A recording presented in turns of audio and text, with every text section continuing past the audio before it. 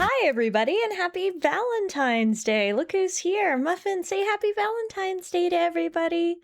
Hi, everyone. Happy Valentine's Day. Happy Saturday, everybody. Today is, of course, February 14th, which means it's not only Valentine's Day. We are also halfway through February. Literally, what the heck? I feel like February just started, so kind of crazy to think that we're already halfway through. Okay, Muffin did her time. She said, I said hello, I said happy Valentine's Day, now I'm ready to leave. Short and sweet visits, that one.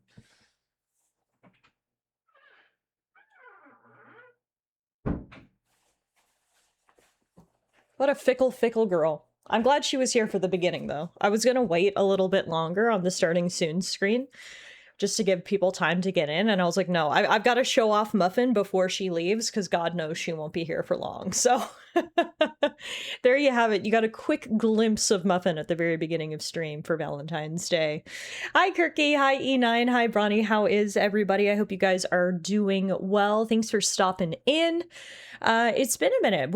I was off all last week. Me and Elena actually took the week off from work. We like to do a little, vacation in the middle of winter because, as you guys know, winter is very long and it's really nice to break it up a little bit. So this year we just did a little staycation. So we were off all last week and we did a little staycation here in the city and ate some delicious food and did some fun things. So that's why I didn't stream last week, but we are back today and ready to dive back into Death Stranding 2, which I'm super excited about. Really, really enjoying this game so far. We are about, on the screen here, it says we're about 16 hours into the game, which sounds about right. So we're clearly out of the prologue now. We're actually in episode 4, which is titled Raindrops. I have no idea how many episodes are in the game. I would imagine there's still a few to go yet. Feels like we are maybe in the first third of the game, if I had to hypothesize. I mean, looking at the map of Australia, which I can only assume we're going all the way over to where modern day Sydney is, we're still only in the first third of this massive country. So still lots more game to come, which is exciting. But speaking of Death Stranding 2, you guys probably saw the news the other day. Death Stranding 2 officially has a PC release date, and similar to the first game, the game is coming to PC about 8 or 9 months after its exclusive launch on PlayStation, so that's kind of exciting. The game will be out on PC, is it March 8th? It's the beginning of March. It's basically like 1 month from now, or not even a month from now. So that's kind of exciting. I know lots of people are obviously waiting for this game to come to PC before they check it out, so you guys won't have to wait much longer. Hopefully by the time the game comes out on PC, we will be almost done our playthrough here on PlayStation. It actually lined up really well in terms of the fact that we'll sort of finish this up before the game comes out on PC, and then you guys can all play it. I feel like we timed it really well. I knew me and Hideo were talking, and he said the game was going to come to PC in March, so I knew it was a good time for me to start streaming, It's the 19th of March. Okay, a little later than I thought, but even still, only about a month away, which is really exciting. Metal Gear Solid 4 also got a PC release. Yes, I saw that.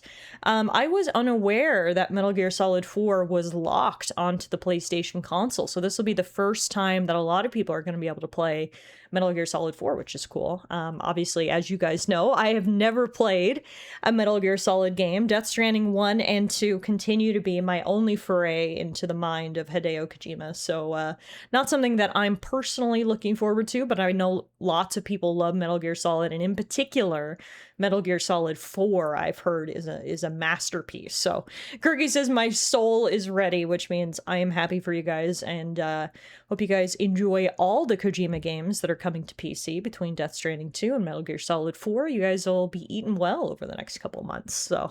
But yeah, I hope everybody's weekend is off to a good start. When we last saw each other last weekend when we were playing Death Stranding 2, we had just finished what was one of the wackiest things that have happened yet in this game.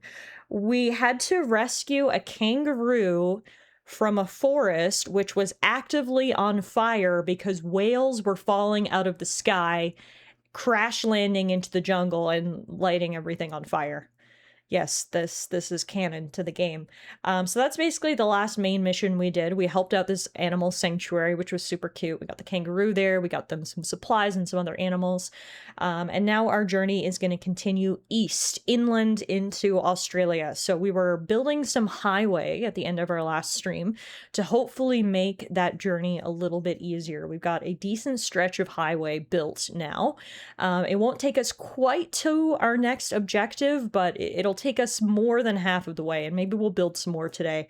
Although I think if I remember correctly, we had basically drained all outposts of resources. We have sucked everything dry in terms of resources, so we might not be able to build any more road right now, but we've at least got enough road that our journey should be significantly easier. Immolated by whales sure would make for an interesting obituary. Yeah, I mean, I assume at some point we'll get some explanation as to why it rains fire whales in this version of Australia.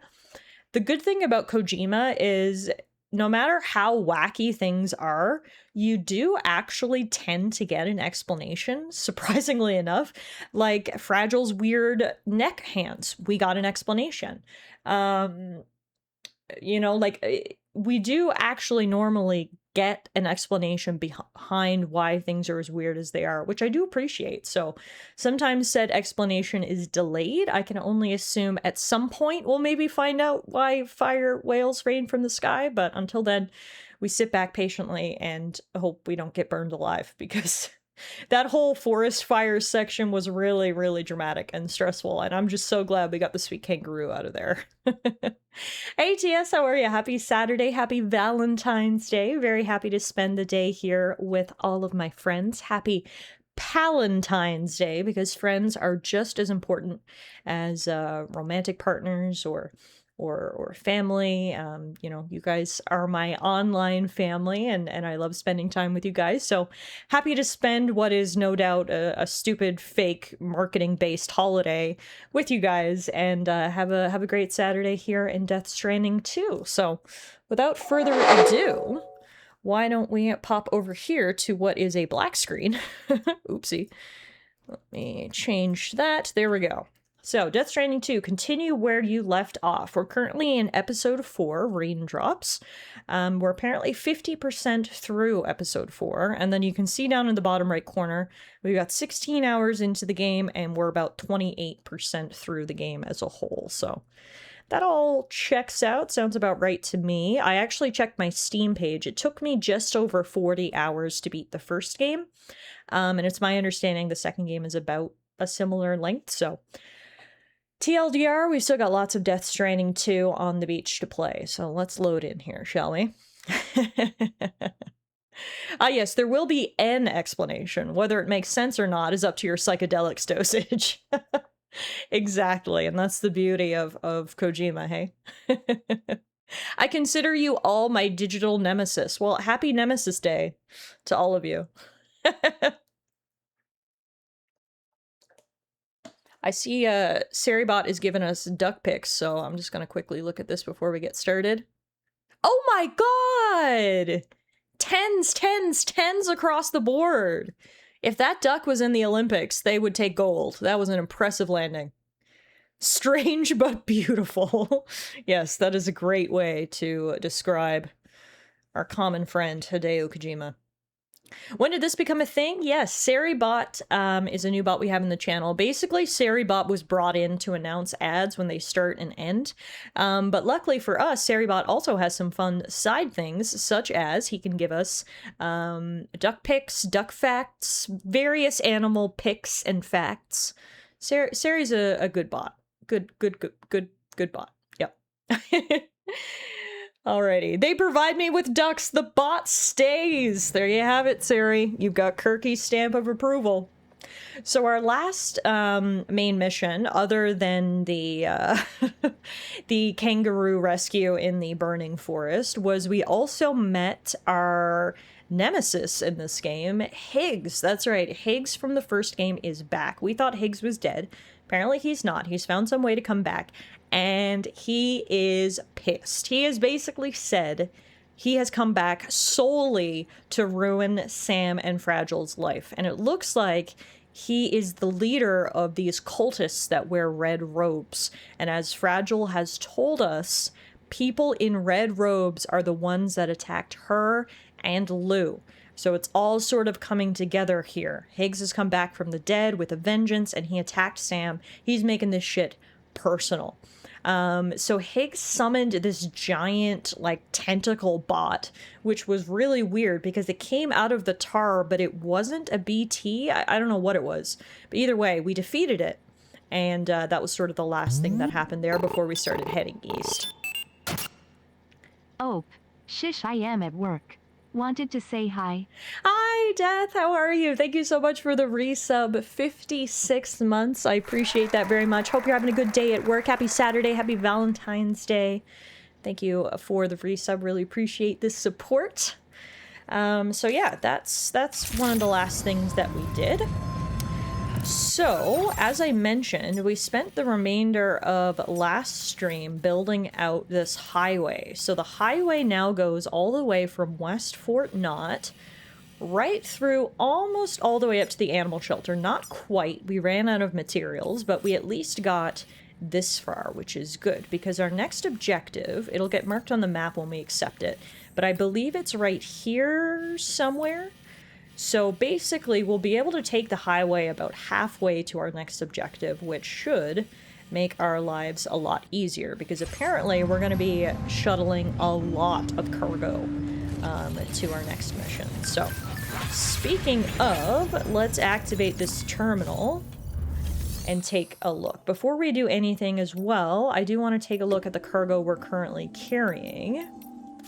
We've currently got a lot of stuff in our car, and I don't know if we need all of that. So, for example, we've got 10 metals. We can store those here. We've got all of our gear that we need. Obviously, our grenades, our blood bags, and yeah, our pickup off-roader has some resins and special alloys, which we don't necessarily need, so I'm just going to store these back in West Fort Knott to free up some space in our truck.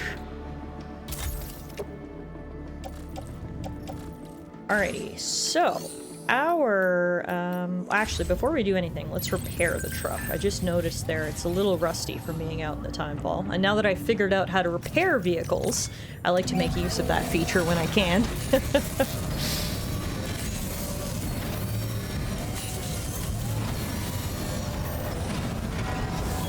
Looks good as new to me. Yep, looks good to me too. So this is a new vehicle that we have as well. We were calling it the Cybertruck, but honestly, it has impressed me so much so that I think it needs a new name, because we can't call it a Cybertruck anymore. This thing leaves the Cybertruck in the dust. It's good off-road. It carries a lot of cargo. It's got a decent battery. This thing is blowing past the low bar that the Cybertruck has. It's way better. Maybe it's an electric Jeep. Yeah, that's probably a better name, honestly.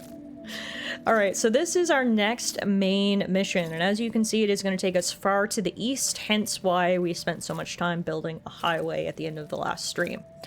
Our next destination is the Northern Environmental Observatory. Local conditions have deteriorated rapidly, and the facility is running low on many resources, impairing its monitoring activities.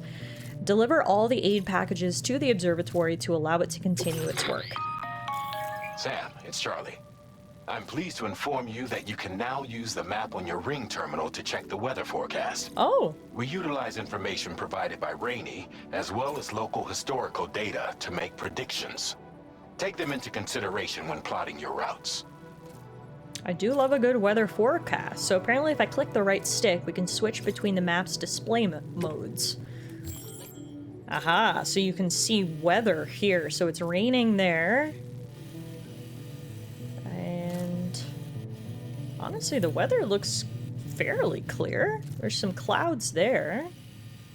The only spot I see rain is right here, so we actually are probably good to go in terms of weather, so that's good. Okay, so, I mean, do we even need to draw a route? I suppose we can. Well, maybe we don't draw a route, so we're gonna take the highway, obviously, this blue line as far as we can. That'll get us off here. Then we will go to right here, go down this pass, And then, uh-oh, there are armed hostiles in between us and the Northern Environmental Observatory. There's a brigand base located in a patch of ruins at the bottom of the cliff. This was originally a relatively small base, but reports suggest that the brigands are rapidly expanding their territory in this area. Okay, so that might be an issue. So maybe actually we do a route. So step 1 will be... Commencing route creation. Delivery route finalized. Okay. Step 1 Commencing route creation. is to go right to the end of the highway. So obviously this draws a straight line. We're not going to go as the eagle flies. We're going to take the curves of the highway, but I want to at least put a marker at sort of the end of the highway, and then I want to put one here, just so I can mark sort of where we go down the canyon. And then from here, see, the issue, as you can see, is there's tons of rivers. No matter which way we go, we're gonna have to cross a river. But I'm thinking we take a bit of a roundabout way to get to the Northern Environmental Observatory instead of going straight through this brigand base. Just because we're gonna have a lot of cargo and I don't want any of it to get destroyed. It also looks like there's some stuff already built down here, like a generator, which can power up our cars. So here's what I'm gonna do, is I'm gonna make sort of a roundabout route. There's unfortunately some deep rivers here, but we'll see what we can do to bypass them. We have been very fortunate in our travels so far that we have come across a lot of infrastructure that's been already built by other porters.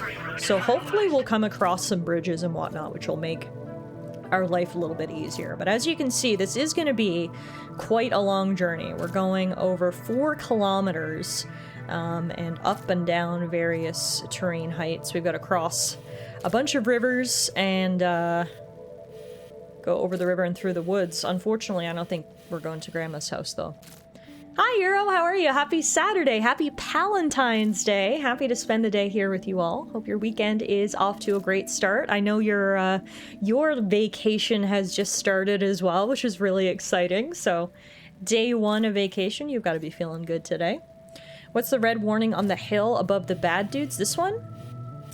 Warning, cliff. Okay. It's called the Rampart Rocks, a soaring group of rocks that resemble a castle wall. If you climb to the top, it'll provide an excellent vantage point on the ruins below. It is very treacherous underfoot, however, and many people have slipped and fallen here. So I guess if you wanted to attack the brigand base, you could maybe go up there and do some scouting or sniping, but I think we're gonna avoid that. All right, to the next step. So these are all the aid packages we have to deliver. An assortment of medical equipment, supplies, daily essentials, and food products that have been specially selected to provide what cannot be produced at the Northern Environmental Observatory. The package contains enough supplies to last the people of the observatory for the time being, and we are delivering 14 of these packages for a total of 280 kilograms of stuff. Holy crap. And that is why we need the Cybertruck, or as Bronny put it, the electric Jeep. Because there's no way poor Sam could carry that, but luckily our vehicle can carry that, no problem. And now in terms of equipment, I think we're good to go. We're pretty kitted out with a lot of stuff right now. The only thing I wanted to check, yeah, we've got 2 ladders. I think we're actually okay for equipment. All right, let's head out. Accepted. Thank you.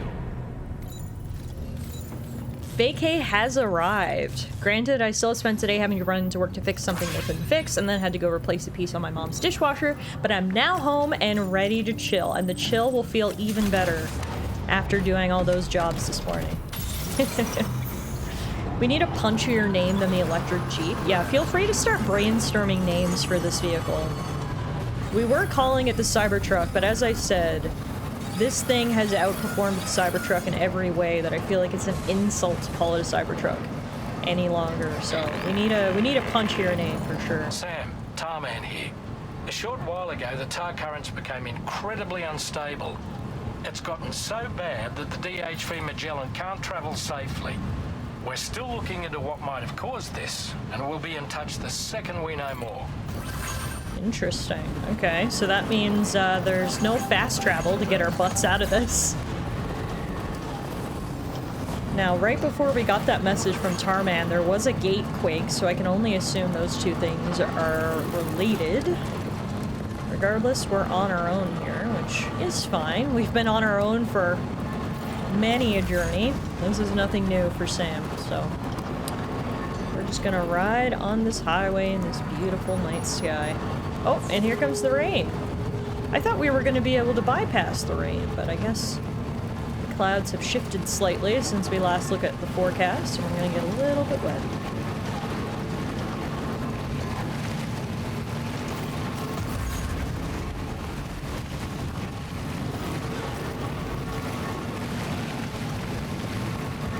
So as I mentioned, in an ideal world, I would have built out this highway as far as I could go, basically, all the way out to the, to our next destination, but we have basically bled this area dry in terms of materials. I think we extracted all the materials from every base we could find on our last stream, so we need to wait for some of those materials to replenish before we can build any more highway.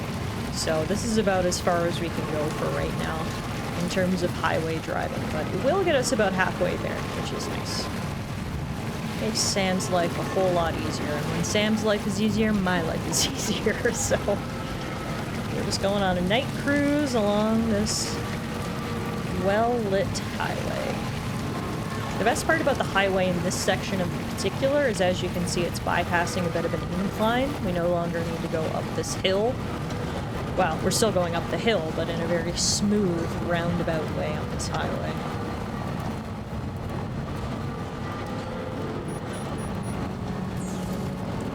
Alright, we're out of the rain, so that's good.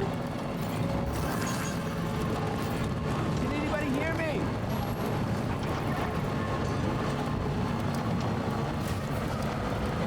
So now we've got a bit more highway to go before we get off. Down there in the valley you can see all the trees. That's where the forest fire operation was on our last stream. Looks like a lot of the trees are starting to grow back, actually. Everything was pretty burnt and crispy the last time we were down there, but I see greenery, so I think the forest is starting to get back into shape. This is the end of the chiral network, though. We are officially off the grid, and we're going to start off-roading as well. So the issue here, obviously, as you can see, is the terrain is very uneven. So I'm gonna try to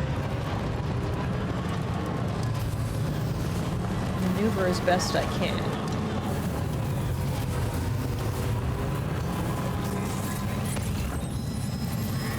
Up here must be the next auto paver. Yeah, so if we did want to build out another section of road, this is the station to do that.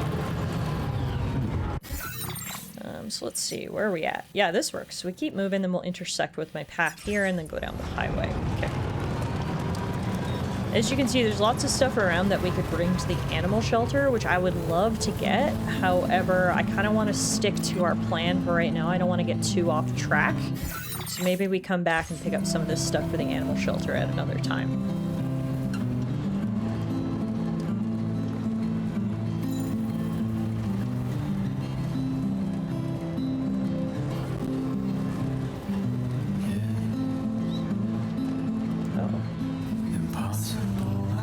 Dead end.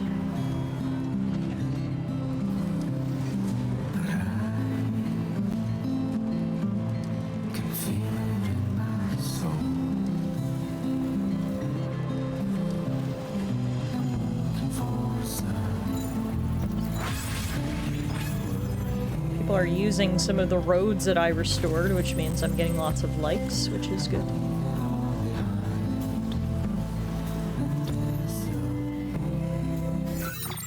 Map. Okay, so I need to start going down here. Oh no, it's those chiral bugs. Gross. What the fuck is that? Huh. Okay.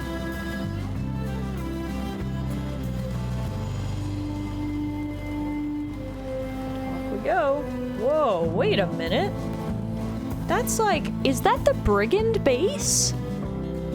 it's like a full-ass house. For some reason, when they said they were in ruins, I figured it would be, you know, ruins.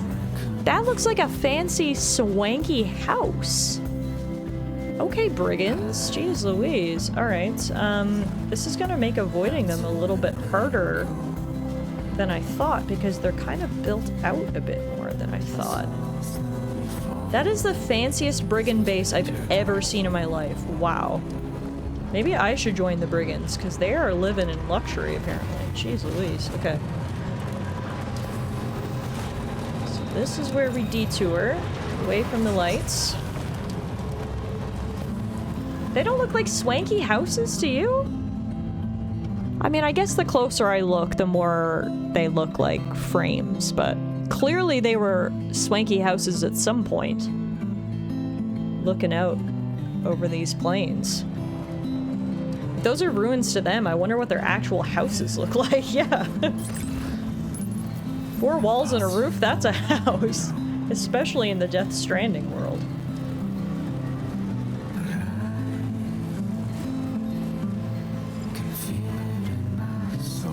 Alright, luckily there is a generator right here, which is good, because our vehicle battery was getting low.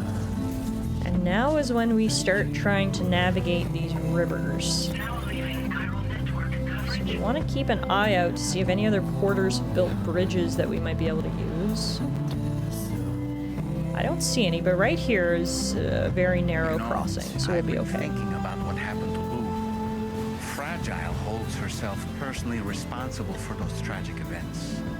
If Higgs was indeed behind the attack, then I can understand why she feels that way. Why she blames herself for setting everything in motion.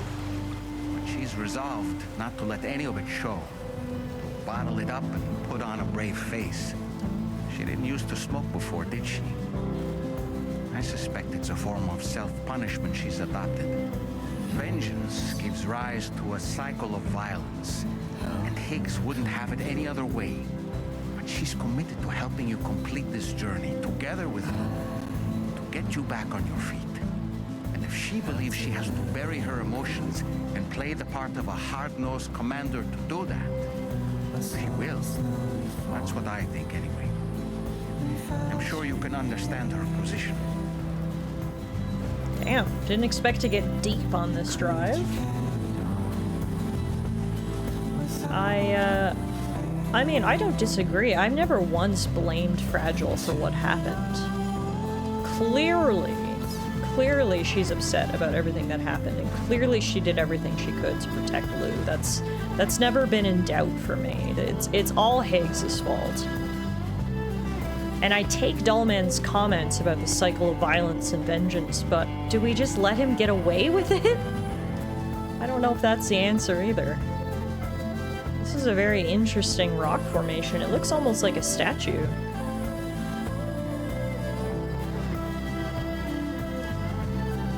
Kojima-san sure does pick good music for these Stranding games. Absolutely. It makes the journey that much nicer when you've got a good music in the background.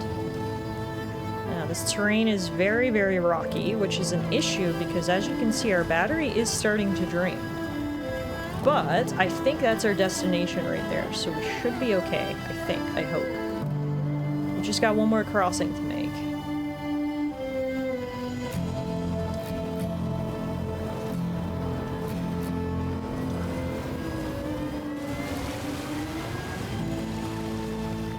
There we go. That wasn't so bad. Uh-oh. Another gatequake? Jeez Louise. We made it to the Northern Environmental Observatory. There are 12 people here, apparently. Well, they'll probably be happy to get these supplies. And we arrived just in time to get out of harm's way of that gatequake. Alrighty, deliver and report. We have got all of your aid packages with 0% cargo damages. The donkey van prevails. Maybe that's the name we go with, the donkey van. I like that.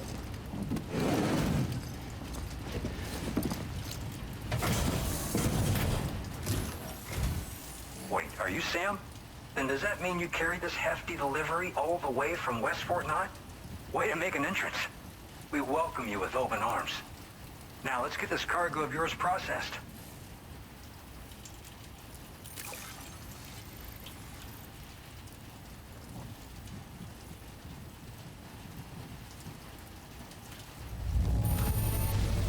Amazing. You handled this delivery with the utmost care. Great work. Thank you. I really did try my best, and we got our trophy. Well, apparently we have now completed episode... Oh, words are hard. Apparently we have now completed episode 4, Raindrops, at the conclusion of this delivery. And by doing so, we were rewarded with that song we were listening to for the back half of the journey, Woods. I hope you'll continue to support us in the days ahead. I'll do my best. All right. Can you connect your Cupid to our facility? That's what I'm here for.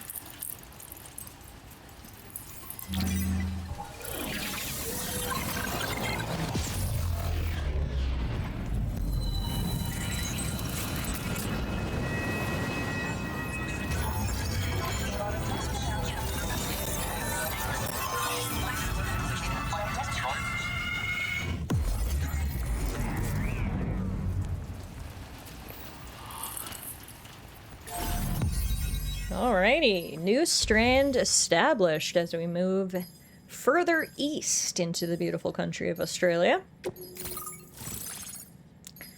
We have now linked up with Mike Northcott at the Northern Environmental Observatory.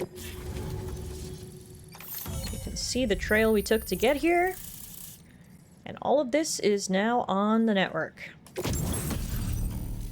Ooh, what is this? We've got Porter Suit Squares, a suit designed specifically for making deliveries. S-size cargo can be attached to the shoulders and the hips. Its pattern will camouflage you in snow or asphalt. So we got a new suit.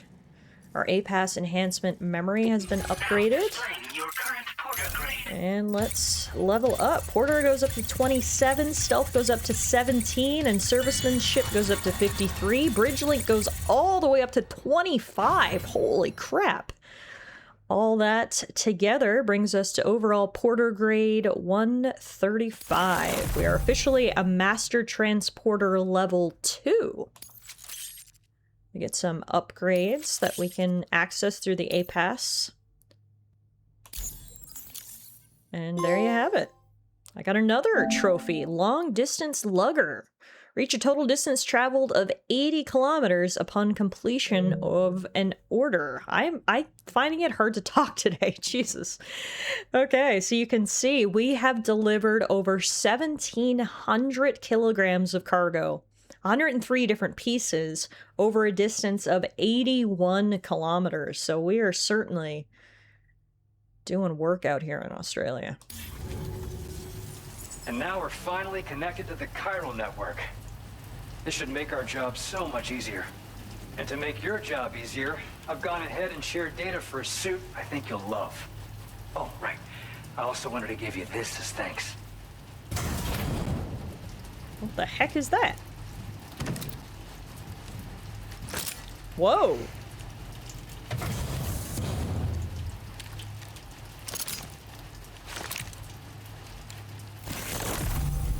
We have got a blood boomerang. What in the heck? A thrown weapon loaded with Sam's blood that is especially effective against BTs. The more blood that is loaded, the greater the damage inflicted, but don't overdo it. The boomerang cannot be thrown if Sam's blood levels are too low. That's crazy. Apparently they're suited for covert operations. So I can inject this boomerang with blood and toss it at BTs. That's pretty insane, actually. Introducing the blood boomerang. Is that the Throw it Higgs properly, shanker? and it'll come right back to your hand. It's a reusable weapon in that regard. Folds up nicely too, so it's quite easy to carry. You'll find it's especially effective against BTs, so give it a try against the next one you meet. With the aid of your network, we should also be able to develop stronger measures to defend against belligerents, which we need since the brigands out west have rapidly improved their arsenal in recent days. Honestly, you couldn't have gotten here at a better time. Thanks be to you, we'll finally be able to focus on our research. As the chiral network has expanded, we're seeing more and more anomalies outside of the bounds of its coverage. This has led the brigands to conclude that the network itself is responsible for the worsening state of the world, which is why they're opposed to its expansion. But it's not like we can sit back and do nothing. If we don't try to improve things, humanity's doomed to go extinct. I mean, fair enough. Also, hi Idaho. How do you make 7 an even number? Remove the S. Oh, because then it's even. Oh, that's good. Nice one. All right. What sort of things are you monitoring here, by the way? At this observatory, we focus on monitoring the behavior of tar currents. There's a patch of BT territory due north of here, and just beyond it is land that's currently being subsumed by tar. There's no telling when the facility will be lost to the tar as well. So it's important that we contribute to the research and development of countermeasures while we can. Incidents of tar current instability have grown more frequent, but we haven't been able to determine much more than that thus far. Thanks to the chiral network, though, we expect we'll be able to improve our instrument accuracy. Tar monitoring. Got it. You said the brigands have improved their arsenal. One day they started sporting a whole lot more weaponry, including... Why is it easier to weight fish than chickens? Because fish come with their own scales. Nice, nice. Thank you, Idaho. Thank you for the 100 biddies. Thank you for the other giggle. You got some clever puns here this morning. I like it. Grenade launchers with custom tranquilizing gas rounds. Thing is, the brigands don't have a chiral printer at their base as far as we know. So, where'd they get all the new hardware all of a sudden? Kind of worrying, don't you think?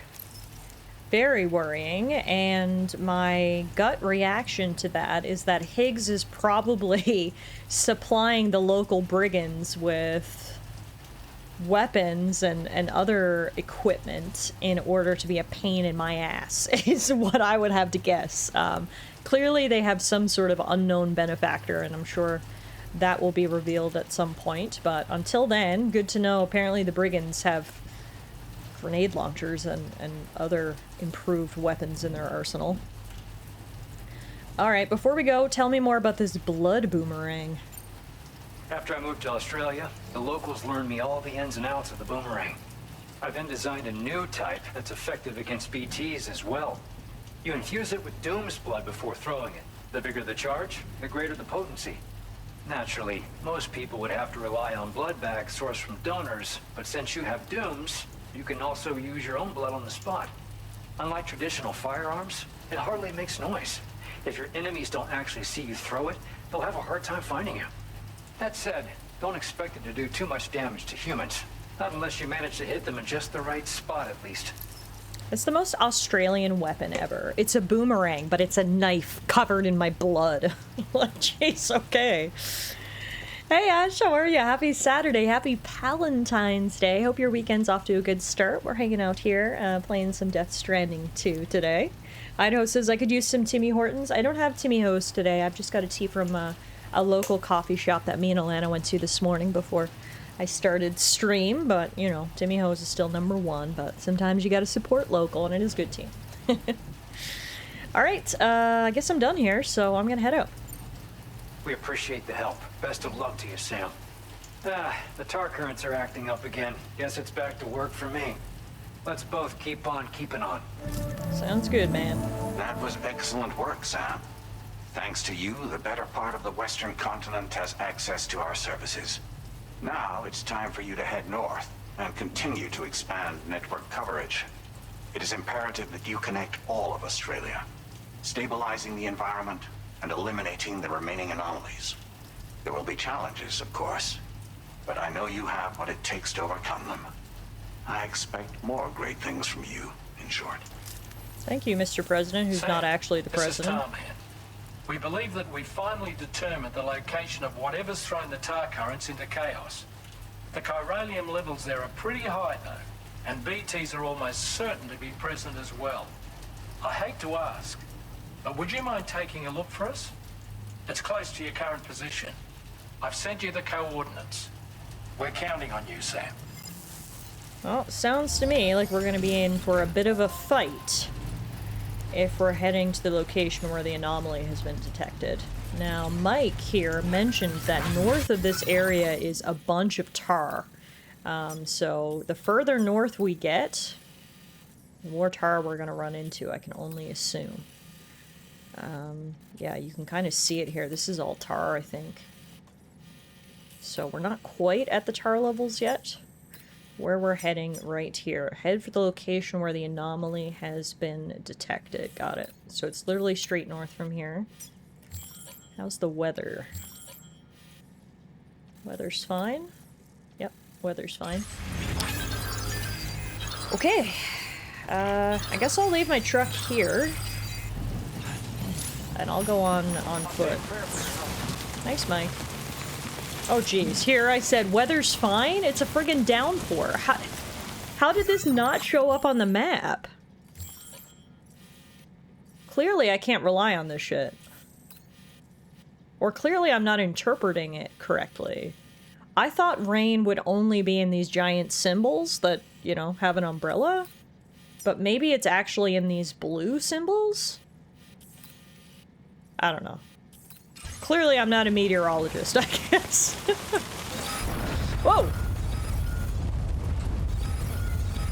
Oh my goodness, that is the third gatequake we've seen here this evening. Bye, have a good day. Lana's heading out with some of her friends for a Galentine's Day lunch.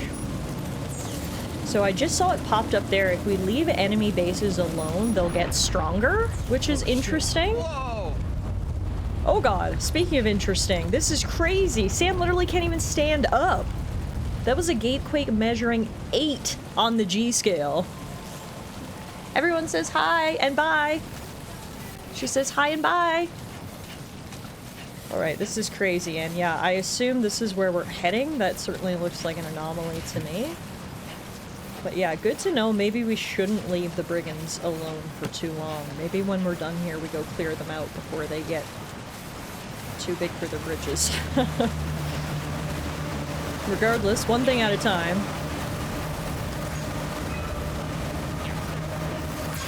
We've got to see what's happening up here, and I don't think it's anything good.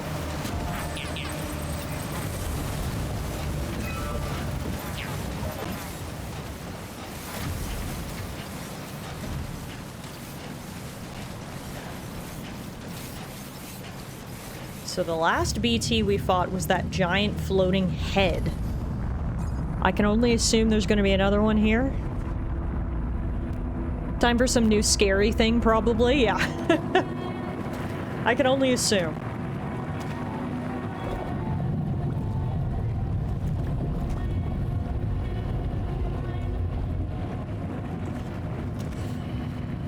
Easy does it.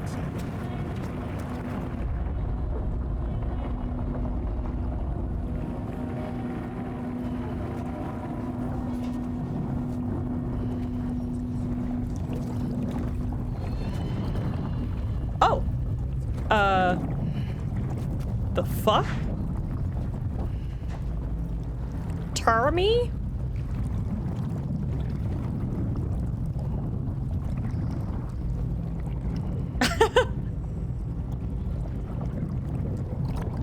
Oh. Look out! Oh!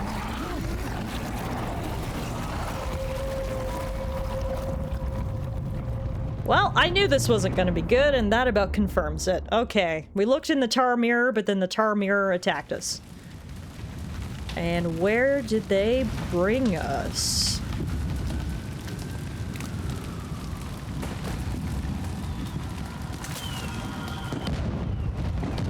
What the fuck?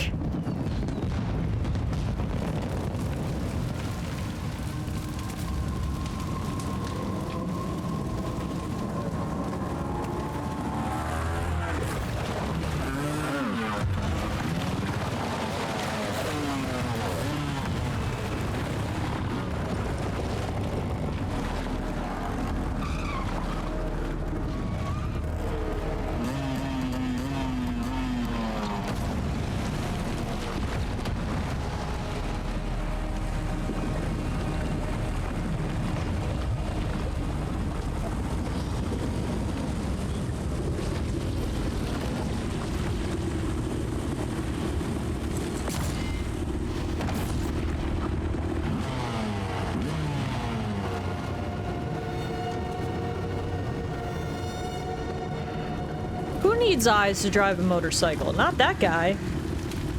I'm just a bag man. Oh. Off comes the bag. Who is this handsome son of a gun? Huh. What in the wasteland? Yeah, I think you're right, Tias. I think we are back in Mexico. It's kind of what it looks like. He's this game's scarecrow.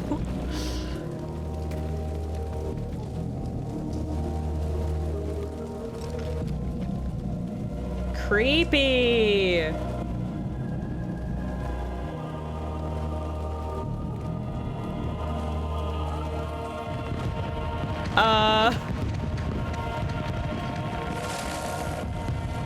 Okay, Solid Snake. Solid Snake and the Nightmare Crew?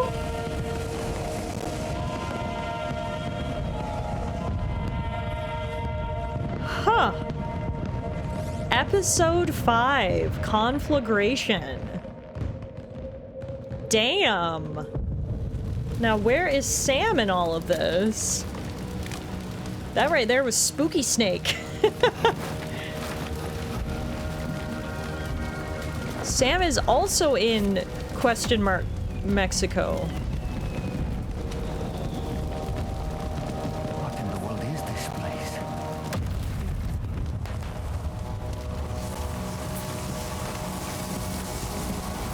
Wow, it's friggin' gorgeous is what it is. Look at this.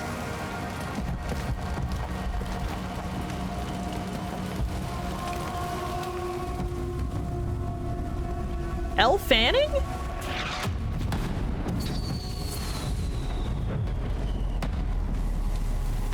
I don't think there's supposed to be this many fireworks going off, but by golly, it's friggin' gorgeous. Look at these lighting effects. My goodness.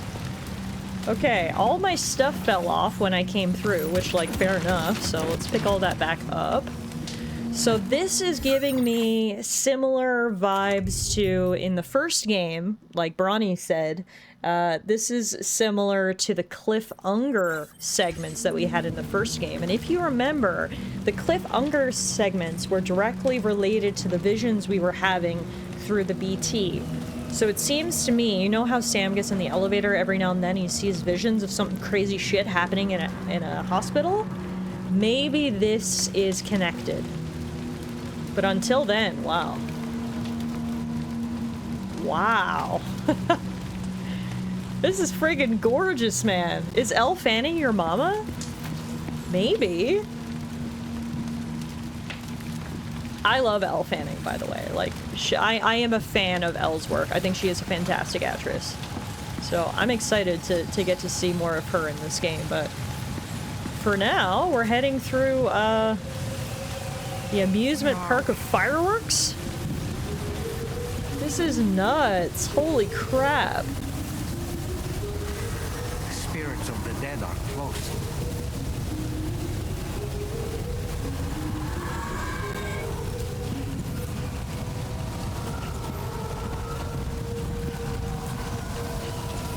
Whoa! Heads up, Sam. It's not safe. Yeah. First we had whales raining from the sky, now we've got fireworks raining from the sky. Holy shit! Okay, yeah, the fireworks are pretty, but they are trying to kill me, aren't they? The stream's really struggling with everything that's going on. That's fair. There is a lot of particles to render right now. Twitch is hating the effects on this. It's like when I played the altars, remember? All the weird effects Twitch did not like. I apologize. Similar to then, I think it's literally an encoder issue on Twitch because I am running fine and my OBS window is all green, no dropped frames. Yeah, it's a bitrate thing. I think Twitch literally can't handle how much is happening on stream. So I do apologize for that. So much is going on. All these effects are on fire. Alright, seeing as the game literally just spawned me an assault rifle, I assume I should probably equip that. Okay, so this is loaded with live ammunition that will destroy mechs and inflict lethal damage on humans. I don't know if it'll inflict lethal damage on whatever the fuck these things are, but guess we'll find out. Off with his head! Okay, seems like it worked. Oh, no, he's still standing! He didn't have a head! But he was still moving. Okay. It is really hard to see them through all this fire, and I don't want to go out and expose myself. Oh, there's so many of them. Yeah, that one's headless, look! Okay, so today I learned headshots are not insta-kills.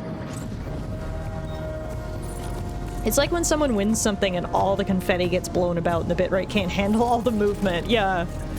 Yeah, exactly. That's definitely one of the limitations of Twitch, and as games get more and more detailed and, you know, lighting effects come further, Twitch is really struggling to keep up because it only allows us to stream up to a certain amount of bitrate, and the bitrate it provides us is literally not enough to disseminate all the effects that's required in some of these games. So it's a Twitch issue. It's why a lot of people have actually switched to YouTube streaming, because apparently YouTube streaming has a much higher bitrate cap.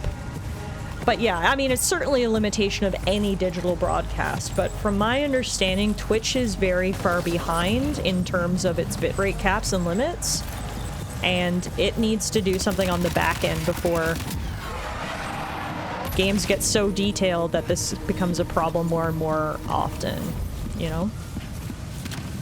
Okay, I think I got rid of all the zombies. YouTube streaming has a much higher bot invasion rate too. Well, exactly. You pick your poison, right? And I think Twitch just has a much better chat capability than YouTube. YouTube discoverability and chatting is just not where it should be. So I don't want to stream on YouTube, but then on the other hand, you can stream at higher bit rates and thus have higher quality, so you win some, you lose some. Speaking of losing some, I saw no other way except to run through that fire, so here we are. Okay.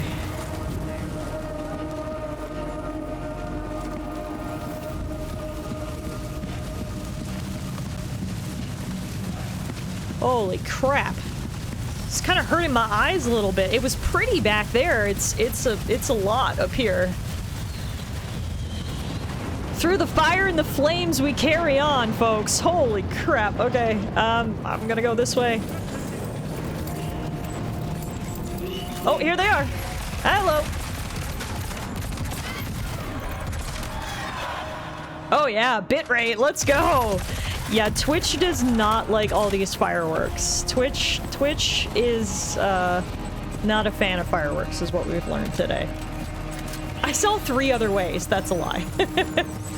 Hi, Noella. Happy Valentine's Day. Happy Saturday. I hope everybody's having a good weekend so far.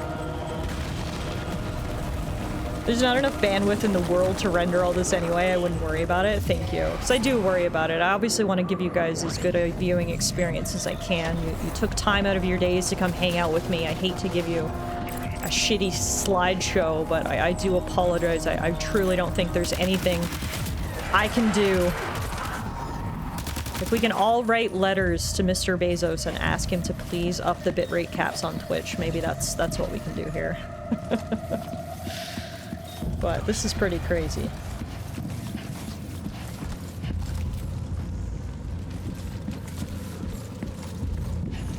It's kind of quiet up here, though.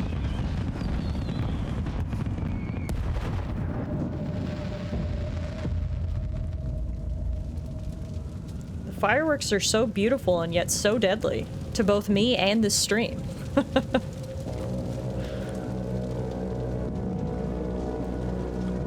Got this handsome son of a gun again.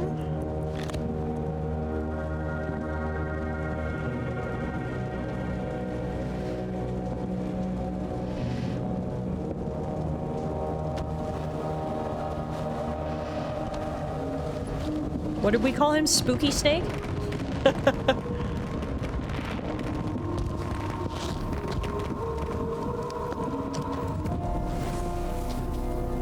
Oh, I think we might have to fight him and his squad of spooky goons now?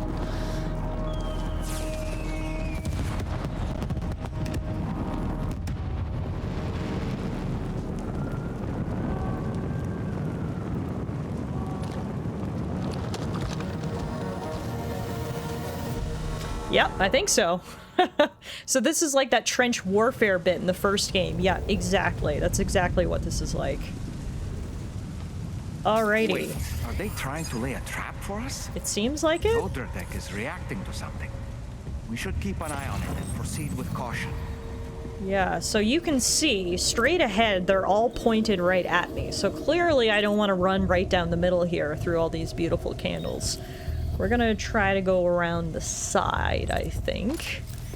This level feels like a tech demo for the Decima engine and or the PS5. Yeah, I mean, it looks gorgeous on my screen. It's beautifully rendered on the PS5. Obviously, that is not directly translating to the stream, but I can only imagine how gorgeous it's gonna look on a high-end gaming PC, because this really does look beautiful. You got 7 bullets. That's 2 more than we need to cap these fools. Yeah, I should maybe change weapon, shouldn't I? Let's see. Honestly, do I have anything that's silenced? I don't know that I do right now, unfortunately.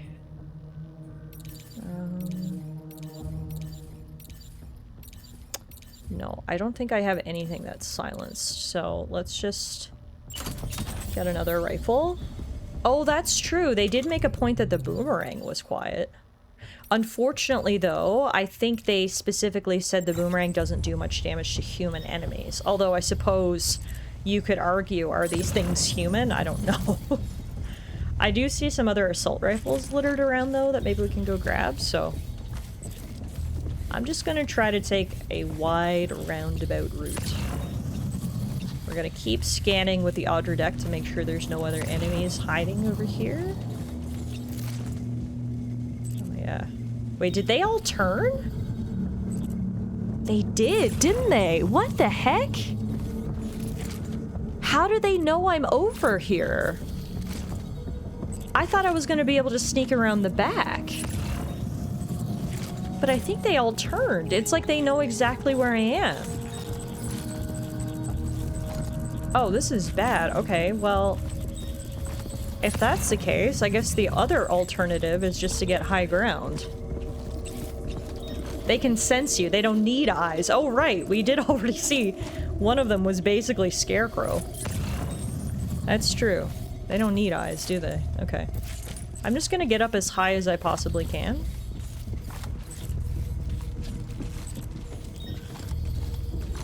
Again, I've never played Metal Gear Solid, but I can only imagine that this is very much giving Metal Gear Solid vibes. From what I've seen of Metal Gear Solid, this feels very Metal Gear Solid, if that makes sense. Okay, yeah, they all know I'm here, so much for the element of surprise.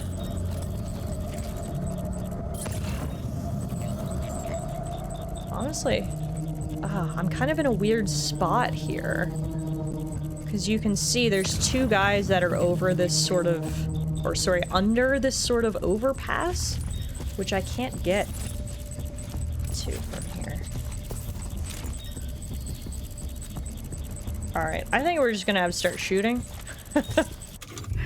I also have grenades. I've got, EX grenades.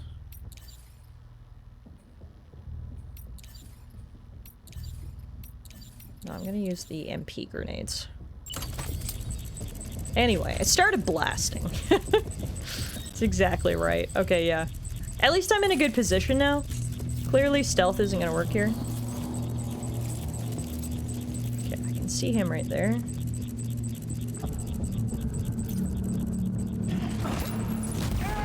There we go.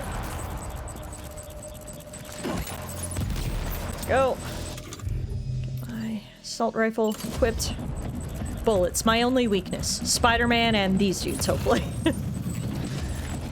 Oh, does he not see me up here?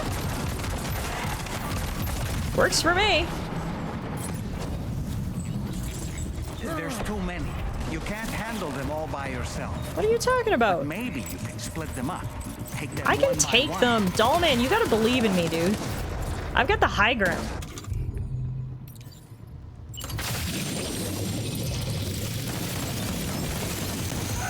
Oh! The fuck was that? Can it, Pinocchio? Also, welcome back to everyone just joining us from the ad break. We have started the fight against these dudes. Oh, we got a direct hit with a grenade. I'm gonna toss another one just to make sure he's totally dead. Alright. Yeah, that went boom. Now the issue is I think they're gonna start coming up here, which is fine. I've just got to make sure I keep an eye on them all.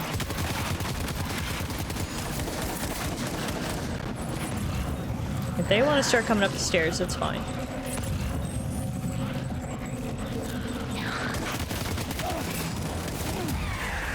Okay, I got another one.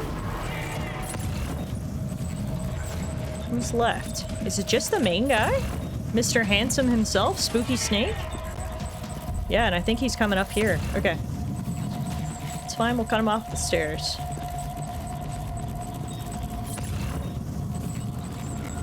Worst part is now I can't see him, really. We're just gonna have to camp at the top of these stairs, I think.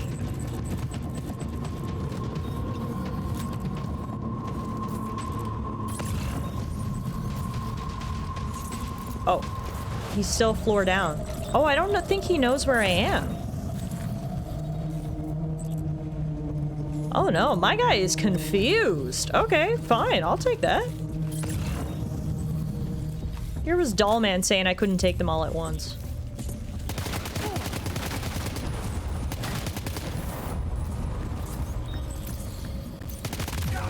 Got him.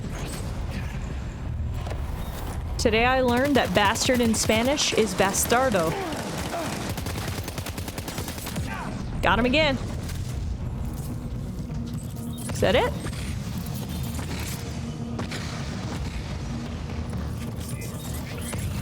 He's escaped, Sam. Up into that tower. Oh, yes, I see him. Okay, what do I do about that?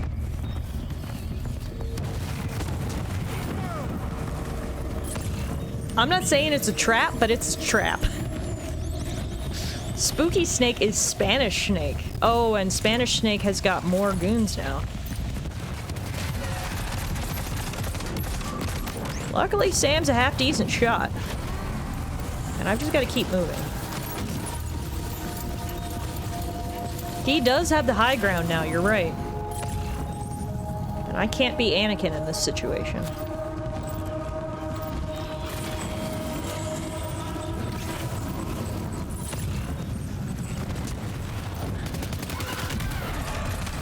Okay, that's another one. Ooh, Warrior Assault Rifle. An automatic rifle designed to be used at close and mid-range, loaded with live ammunition, fitted with a light and a dot sight. Alright. That's right, I was to be the chosen one! Oh, what the fuck is that? Ah! Shit. I know you're upset right now, Lou, but I really don't have time to soothe you, especially considering the fact I don't even know if you're real.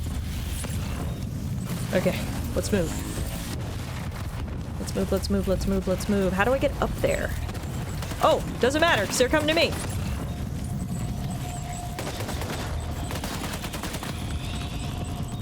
Hello. Oh shit, I gotta reload! Fuck! Got him. They underestimate your power! I like these references, guys. Keep them coming. Alright, it's just Spooky Snake left now. He's right there behind that rock. Come on out, Spooky! Hey, buddy. Hey, buddy! Oh shit, I'm out of ammo! Shotgun?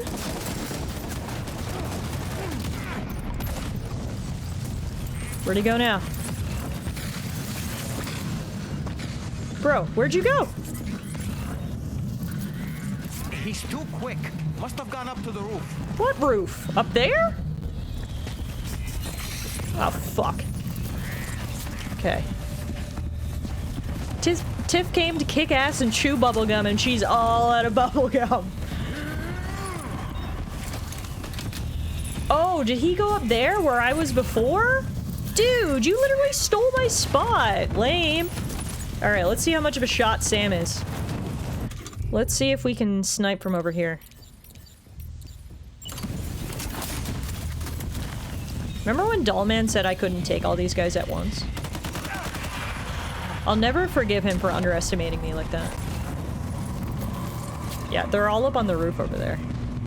This is what you meant by Valentine's in Australia. I literally thought you and Alana were on a vacation in Australia and you were gonna do an IRL stream. Unfortunately, no. I've got for you post-apocalyptic virtual Australia. Hi, Morgan, by the way. Happy Valentine's Day. Happy Palentine's Day. Happy Galentine's Day. No matter what you're celebrating today. Happy Saturday. Good to see you. I'm gonna have to get closer, unfortunately. This assault rifle doesn't have the range I was hoping for. Hate to chat and run, but I got a work thing. Oh, my goodness. No need to apologize, Sleepy. Good to see you. Happy Saturday. Best of luck with the work thing. Up close and personal with them. Keeping your distance may only make it easier for them to target you. Dollman, your advice infiltrate that building they've garrisoned is honestly unwanted and unhelpful. Dollman has got to shut up.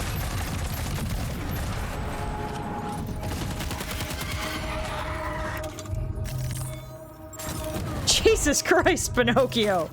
We talked about this. Are we lurking for now? Yeah, of course. Lurk away. Lurk away.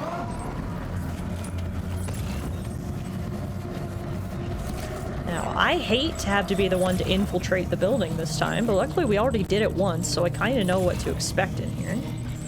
Oh, they're coming from behind. That's what she said. Happy Valentine's Day, everybody! Fuck. I'm glad Alana's not home. She would have hated that.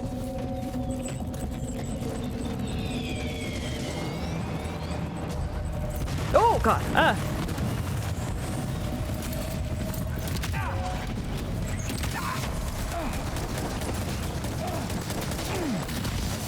Whoa!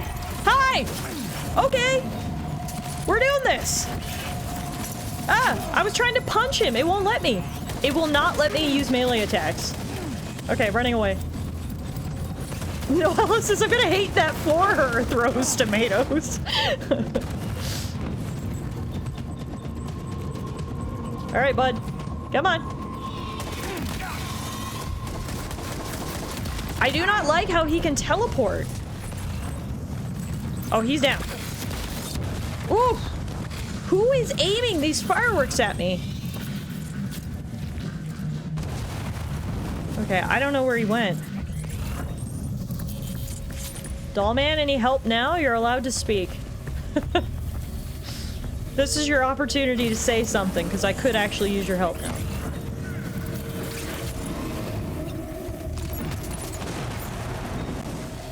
Need to heal.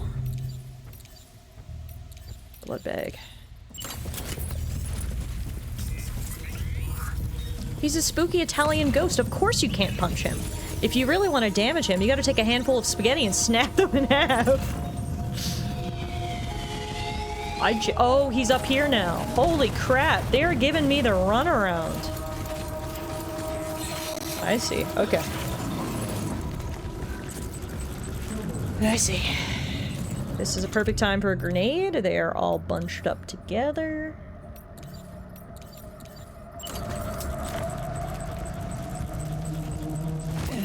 Oh, that would have been the perfect time for a grenade if I could have aimed it correctly. Holy crap. No one enter me in a grenade throwing competition, please. Because I will lose. This is terrible work. Okay. I think I actually got like 2 of them. So that's good. Shotgun time.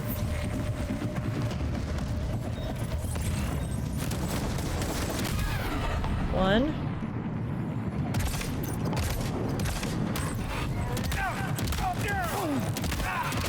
2.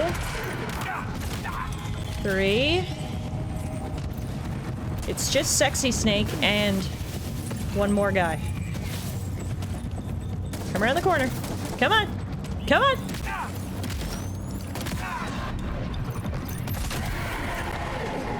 Are we done? Is that it?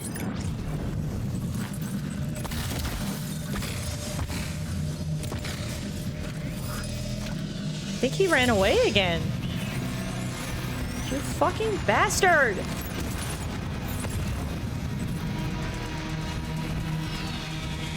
Where did he go now? This is the longest boss fight in the history of boss fights. Jesus. Okay, I see him. He's down in the middle of the courtyard. I don't have any more health restoring items, unfortunately. But I guess we're going down there. Oh, there's a couple of those weird bugs I can eat. Okay. I seem to recall that the trench fight in the first game was similarly drawn out. Yeah, I think you're right. I think you're right. That's the issue when you're fighting ghosts or skeletons or whatever the fuck we're fighting here. They take a while to go down. Music is nice and epic, though. Hey, bud!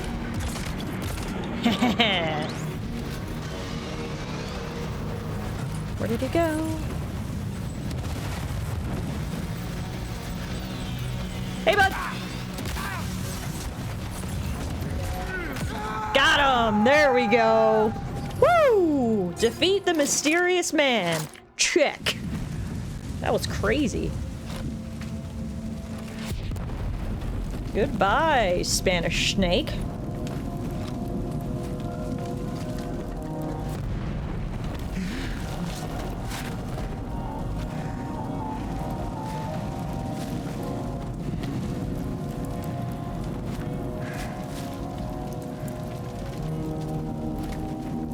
Okay, so it is the same guy from the visions. Did he say Nirvana? Is he implying this is some sort of realm for the enlightened?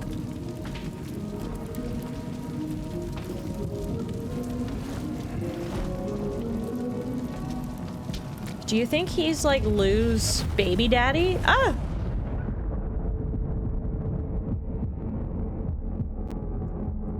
I too like the band Nirvana. Elle Fanning! Yeah, it's gotta be Lou's mom and dad. That's my working hypothesis. Oh shit! She's definitely dead. Is this when they sub in Dakota for the remainder of the game? Girl, you up. Damn. Okay. There's a lot going on here. Like usual, I don't understand a lot of it. But I'm sure it'll all come together. In the meantime, what is this cutie chewing on me? We are back to reality.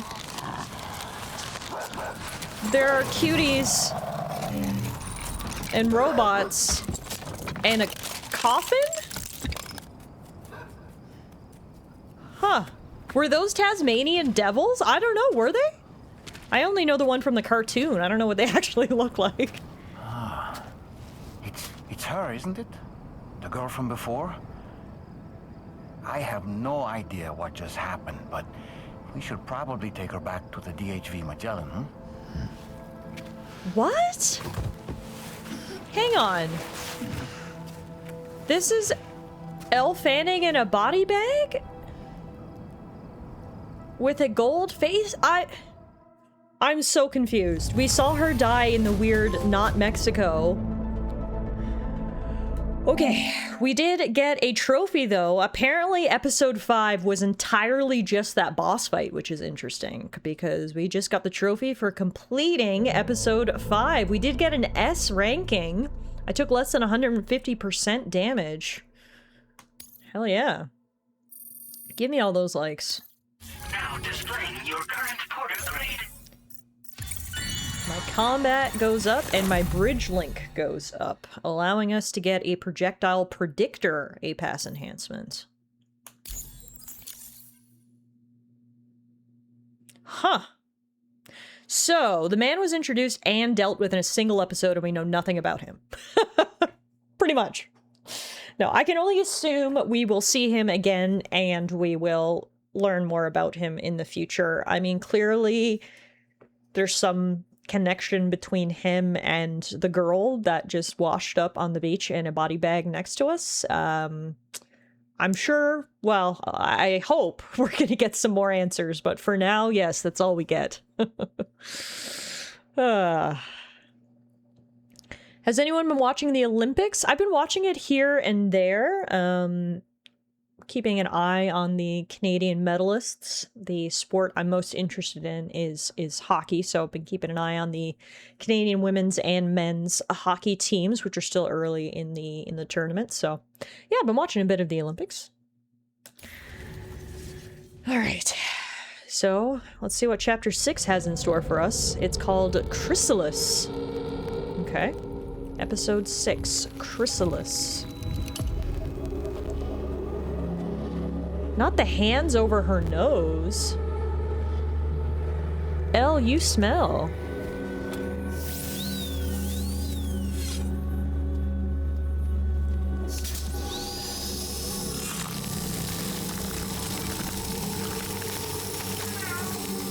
Oh, no! Oh, kitty! No, don't drink that! Oh! Don't allow the kitty in the autopsy, please.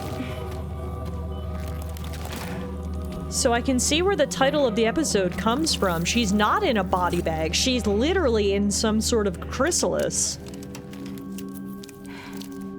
She does appear to be alive in there, though?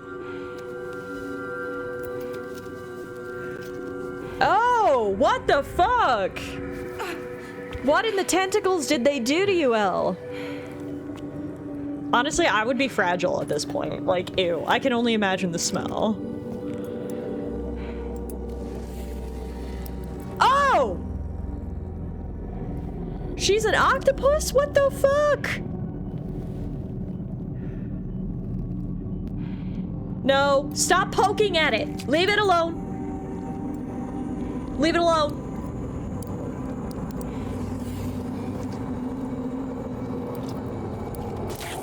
Ew!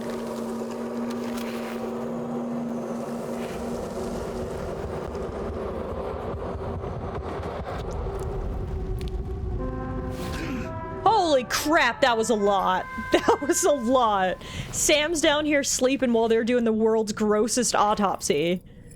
How's it going, Sam? Better than you, I guess? That's a relief. While you were recovering, we managed to learn a few things about our mystery girl. When you feel up to it, come to the room next door. Don't push yourself. Take your time. That was a lot. I am definitely very interested to learn more about Mystery Girl with arm tentacle spikes. That was a lot. Before we do anything, we did get a text message from Mike Northcott. The brigands are up to something. Unidentified cargo was spotted in the area where the tar started sprouting. It wasn't there before and was immediately swiped by the brigands. They either got very lucky or they know something we don't. Oh, is that how they're getting their new supplies? They're somehow coming through the tar? This affects everyone, but I believe we can rely on Drawbridge for help. They even sent the brigands surrounding the facility packing. We'd be lost without Drawbridge. They took out this giant mech that just showed up here. They put out the bushfire over here too. No one else could have done that. Wow. It's nice to be glazed when I wake up in the morning. Okay. That, wow. That was a lot. What do you think, Dollman? Are you sure you're all right, Sam? I did notice that you were tossing and turning in your sleep. I think that's pretty normal for what the hell we just went through, Dollman. And I'm still not sure what to make of the girl we found in that other place. Why don't we do as Fragile suggested and visit her in the next room? That's the plan. That is the plan. My god. Okay. First things first, Breakfast of Champions. We've got a cryptobiote.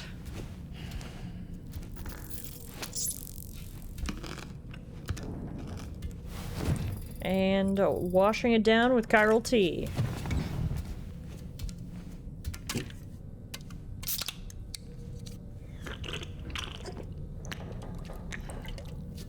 Which Sam refuses to drink in anything but one chug.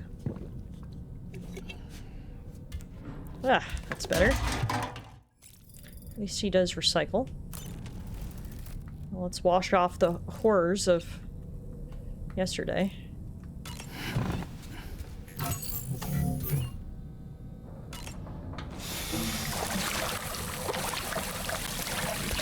Now, if Miss Fanning's tar blood ages people and Rain Girl can unage people, what would happen if the two were to make out? And that is why I love UTS. Always asking the hard-hitting, important questions. Oh, that's dumb as hell, and I love it. Okay, let's put a hat on. And let's change up Dollman's outfit. He can go back to his OG colors. And then we did get this new outfit, the squares. So why don't we put this one on next? Nice. Alright, nice. Looking better. Feeling better. Now let's go find out what's going on with Mystery Girl. Go to the next room. Come on. Gently. You're okay. Come on. Oh! Careful, careful. Careful. Come down. You got it? Come on. Maybe be careful. Don't push her too hard. It's like when someone's having a seizure, you know? Maybe you just kind of gotta... Thanks. Let him be? I don't know. This is what happens when she has nightmares, it seems. Oh. There are those who connect with the beach during REM sleep, allowing a tremendous amount of chiralium to flow into their bodies. Kitty! Oh, Kitty, you got a gross-ass tongue. Please close your mouth, Kitty. Hey, is your wrist gonna be okay? Yeah. Do we have an exorcist on staff? The power of Christ compels you. And checked her for signs of injury. As far as we can tell from a medical perspective, her health is in perfect condition. But that doesn't make the crystalloid shell in which we found her any less troubling. Not to mention the tar-like fluid that came pouring out of it. We're still analyzing both. And there's more. You mean those suckers? Indeed. But that's not what I'd call them. Much closer to a chiral rash, I would say. The grossest rash I ever did see. Chiral allergies can sometimes trigger goosebumps. It's like that, except a fair bit worse. The tar-like secretions can accelerate the passage of time on contact, it seems. We suspect she has dooms too. Girl's got a lot going on. She's experiencing the nightmares common amongst sufferers. That space or realm she left behind to come here. The fellow we saw called it Nirvana, I believe. But to me, it looked like the land of the dead. Even so, she's a living human being. And I believe that she was born in that place. What? After things settled down, I spoke with her for a little. Or tried to. She was still in shock, which made it harder to communicate. Did she tell you her name? Doesn't seem like she has one. As far as I could tell. So, I named her myself. Tomorrow. That's a weird name, Fragile. Can we retcon that? Did you ask for opinions before you chose that? Okay, there's a lot going on here. Wow. I mean, how many times have I said that in this game so far? Sam, it's Charlie. We've recently received a report of brigands engaging in suspicious activity to the west. And I'm sure you'd like to push on, but I don't think we can afford to ignore this. Please access the DHB Magellan's delivery terminal to undertake this main order. No.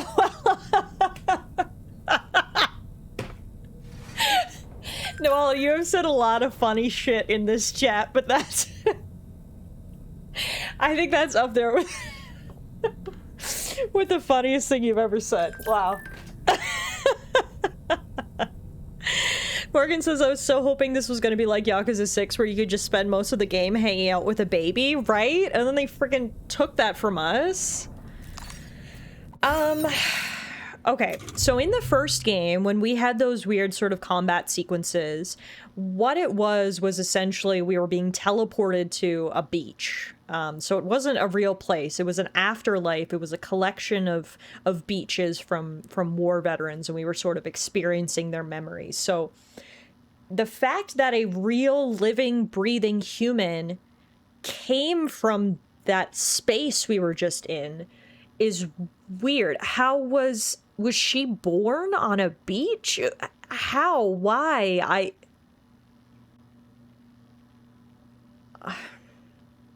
Like everything else in this game, I guess we're just gonna have to sit back and wait for an explanation, but that was a lot. Holy crap. Okay.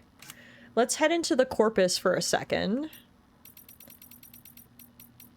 Tomorrow, a young woman who came to this world from a realm inhabited by the dead. Sam found Tomorrow encased in a chrysalis, rescued her, and took her back to the DHV Magellan, where Tarman and Fragile cut open the chrysalis to reveal the young woman covered in tar. So no wonder, if that's a rash she has from the chiralium, no wonder she has it if she was encased in tar, and the tar is causing the reaction. It's like someone who's allergic to peanut butter just being stuck in a tub of peanut butter. No wonder she's got a rash. Hopefully that'll clear up now that she's out of the tar, but I guess we'll wait and see. So that's all the answers we have about Tomorrow. Any other new entries here in the corpus that we can take a look at? Doesn't look like it. We got floating carriers. The Strange Realm, Nirvana. TS says, I don't know where Pinocchio is getting Nirvana from. The subtitle said Nirvana, which Google says means it's in vain in Italian. Yeah, that's true. Every time you say something about Tomorrow, it sounds like you're ending the stream. Her name is already creating awkward sentences. Yeah, it's, again, not the name I would have picked. I'm not sure who gave naming duties to Fragile, but I don't think she did a great job. Okay, so this is what we have on the Strange Realm. On his mission to cross North America and establish the UCA, Sam repeatedly found himself transported to a mysterious space beyond the borders of this world. Time passed differently, moving hours for every moment in our world, and its very fabric was permeated by the regrets of those who had died in wars long past. The mysterious space that Sam has encountered on his current mission is all too similar, and yet Dullman says it is not a battlefield. What this might mean in practice remains unclear. Nirvana is a Buddhist concept. It refers to the enlightened state of freedom and joy achieved by those who break free of the cycle of birth and rebirth, known as samsara. The space in which Sam has found himself, however, appears to be something very different. Oh, and then we've also got an entry on chiral rash. Doom sufferers are known to react to chiral density by involuntarily crying or developing goosebumps that might break out into a chiral rash. Such responses are known as chiral allergic reactions. Ordinarily, goosebumps are triggered in reaction to cold temperatures and psychological stresses such as fear or surprise. Chiral allergic reactions, however, occur as a result of Doom sufferers' sensitivity to the world of the dead. Sure. Is there a file on the Italian man? It doesn't look like it, which is surprising. I don't see anything on him. Not yet, anyway. Okay, so now we're gonna completely pivot, apparently. I'm kind of still stuck on, you know, everything that just happened. But, apparently we've got to go deal with some bandits? I mean, good palate cleanser, I guess? But yeah, I guess we'll learn more about that guy as the sauce thickens. I like that. What do you think about it, Dollman? Sam. Is that Horizon Dreamer I spy in your music collection? What? That's one of Daiichi Miura's best songs. I'd love to hear it again, to listen and remember my family. Okay, I'll put it on for you when we go fight the bandits. How about that? Might be a good time to visit the facilities before we head out.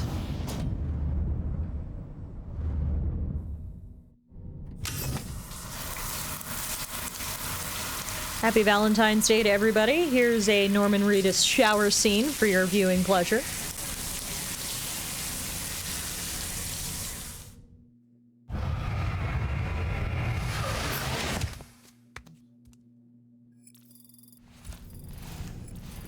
We've showered and cleaned up. Beautiful. Looking good, Sam. Alright, let's go deal with some bandits, I guess.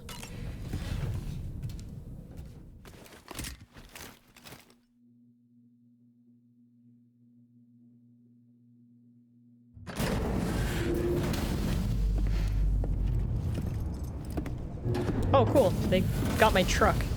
Before I forget, Sam, it seems you left some cargo behind outside the Northern Environmental Observatory, where the tar bubbled up before we were whisked away to the other side. You remember all that excitement, yes? Anyway, Tarman was kind enough to collect your cargo for us. It's been placed in your private locker aboard the DHV Magellan. Nice. Okay. Speaking of cargo, we're definitely going to need to take stock of what we got after that big fight. We've received an urgent request from the Northern Environmental Observatory. Brigands to the west of the facility have got their hands on a large stockpile of weapons and have taken it back to their base. This happened shortly after the recent tarfall abated. The surrounding area was littered with a massive quantity of cargo that had been washed up by the tar. The brigands wasted no time gathering up everything they could and hauling it back to their encampment. This included weapons and gear unlike any we've seen before. And now we've begun observing new brigand units in the field. These ones are wearing red, reinforced armor, accented with luminescent light strips. As their unique appearance suggests, they're more resistant to damage. Melee and electrical attacks are especially ineffective against them. These units have clearly been outfitted for close quarters combat, and their sudden deployment is troubling to say the least. Their presence likely indicates that the brigands are gearing up for a raid of some sort. And if we ignore this development, the brigands could use their new toys to attack the observatory, and there's no telling what might happen then. So we need to seize all of them before they have a chance to do so. Moreover, the latest data from the observatory strongly suggests an explosion of some sort occurred just beneath the Earth's surface not long ago. APAS analyzed the shockwave and has concluded that it is consistent with the type produced by ground-penetrating ordnance. This leads us to believe that the cargo the brigands secured may have included powerful explosive material. Directly assaulting the brigands using firearms risks triggering these devices, and we cannot predict how that would affect the region. Damn it. Any sort of catastrophic explosion may also have an adverse impact on They're the gonna tar make currents. me It is therefore stealth critical this. that you avoid combat and secure the cargo without alerting them if possible. I implore you to take on this main order, Sam. Ugh. And soon. I hate when they force stealth upon me. Ugh. Sam showered, but I don't know how clean we are, though. Yeah, I don't know what Sam's aversion to soap is, but anyway, at least we rinsed. Mandatory stealth is never fun. Agreed. We'll see how this goes. We know stealth isn't my forte, but to be fair, the last time I did a stealth-esque mission at the western city, it did go okay, so we'll see.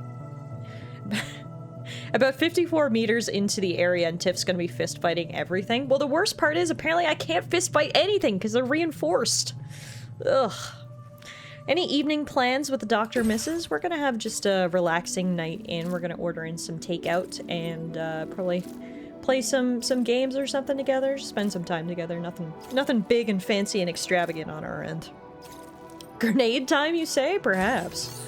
Okay, so the order is recover all weapon sets and burrowing bombs stolen by the brigands.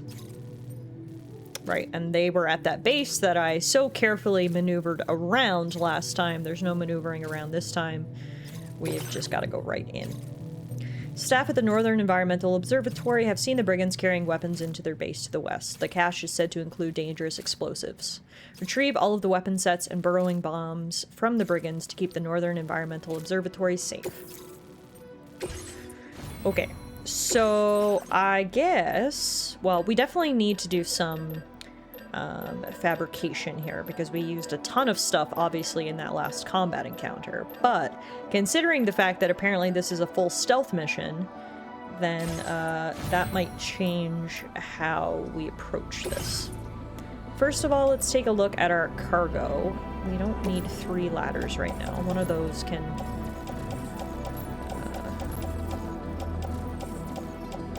we can put that in the truck. I don't need this random pair of boots. We can recycle those. I don't need this floating carrier. That can go in the truck. Don't need the piece. Maybe we might need the PCC. I'll leave that. Bola gun, yes. Grenade pistol. Oh, wait, this was all the stuff in my private locker. I didn't need to put this in my truck. Hang on. We can leave that in the private locker. I see. Okay. So what do we have actually on us, then? I definitely want the bola gun. We don't need the grenade pistol. We've got grenades, a shotgun. Yeah, I need more quiet stuff. We also need a new pair of boots. Okay. We need a pair of trekking boots. We need 3 blood bags. We need the Maser handgun. We need... What's the stealth hollow grenade? Sure, we'll give that a try. The trank sniper rifle, yes.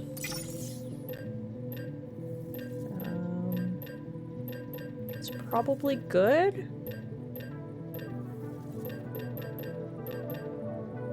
Smoke grenade. Yeah, I mean, like usual, I don't want to carry too much stuff because I don't want to be too heavy. I want to be maneuverable, obviously. So it's a question of just getting what we need.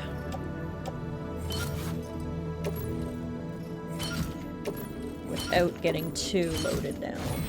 Okay, so I can get rid of the old pair of boots that I had on.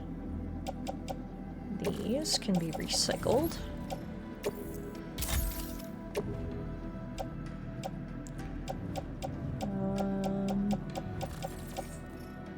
Okay.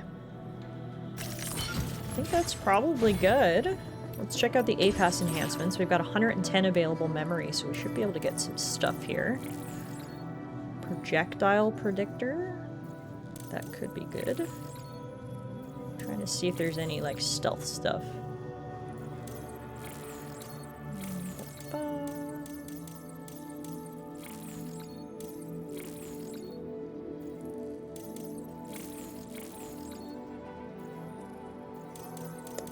Have anything in the way of stealth, so I'm gonna pick up the projectile predictor, which I think will be helpful. It shows where incoming thrown projectiles such as grenades or rods are predicted to land. That'll probably come in handy. Let's upgrade our terrain scanner, and then we can do save the rest of my memory. Okay, that's probably good. Okay. I think that's good. We've got some stealth weapons, not too much stuff, so Sam's not too overloaded. Alright, let's do this. So, where are we right now? Oh, we're at the Northern Environmental Observatory. Okay, so we literally just have to head straight west. Now, here's the time, maybe, where it might be worth going up on this cliff. Remember we noticed this earlier? Maybe it's worth going up there to get a good view? We'll see. Regardless, I'm gonna leave the vehicle behind, because you can't really stealth in a truck. And, let's see what we can do here. Time for a stealth mission. My favorite.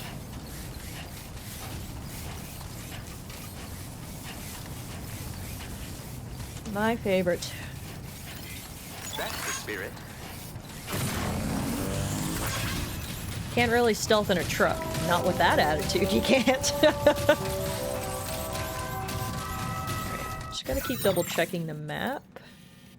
Yeah, I think if I come up this way, we might be able to get the high ground to get a good view down into that base. Definitely taking a roundabout path, but should pay off if we can get a good view in there.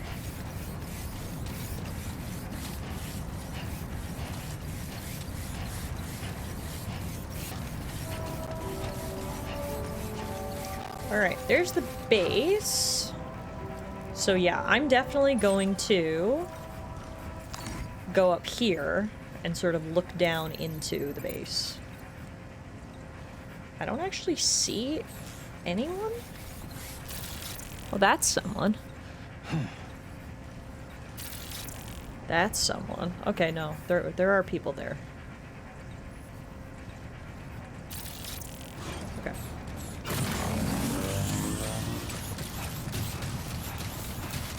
Missed a lot of sports talk while you were in the menus. Yeah, I saw Beast came in and said something that I didn't want to acknowledge, so... I checked out after that.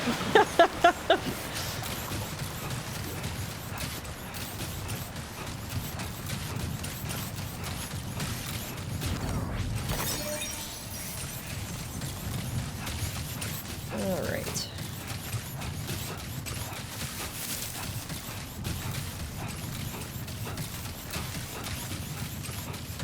Probably don't need to drain all my stamina by sprinting up this hill, so... Let's take it down a notch.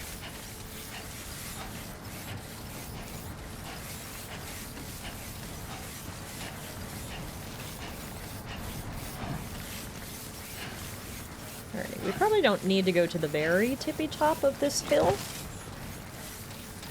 Here is probably good enough for what I'm looking to do.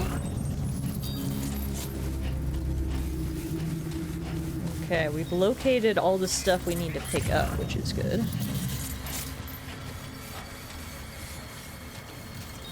There's also a fluffy animal plushie that we can pick up at some point. Okay, oh yeah, this is good. Okay. Okay, Sam. Let's do some scouting. Oh shit. This is quite... Oh, what the hell? That is a whole ass vehicle. Okay. There's 2 people on that. There's a guy there. There's a guy there. Oh, they're everywhere. And of course, everything we need is spread out amongst multiple different sections. So this isn't a matter of just infiltrating one building and leaving. We've got to infiltrate basically all of the different structures here. So Bronny was right. These are definitely shells of buildings, but clearly when they were not shells, they had windows and doors and all the other things that homes require. They were quite beautiful homes looking out onto these flats. I want to just try to mark as many enemies as I can, because the more that are marked, the easier it will hopefully be to avoid them. This vehicle is stopped now, which is good. Yeah, there's 2 guys on the vehicle there. One that just got off. Oh, there's another one. Holy crap, there's a lot of brigands. Interestingly, there is a machine gun, but they said I'm not allowed to shoot people, so... That's just a tease. Okay. He's getting back on the truck. Honestly, I don't even know what the best strategy is to go about this. A brigade of brigands.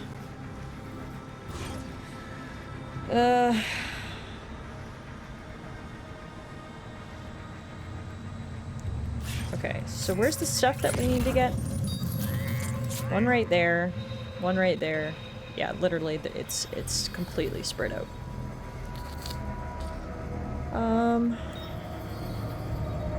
I guess maybe we start over here? I have a feeling this is all gonna go to hell in a handbasket, so let's just get started, shall we? Best approach, start from either end and work meticulously, I guess. Yeah, that's exactly what I'm thinking, so.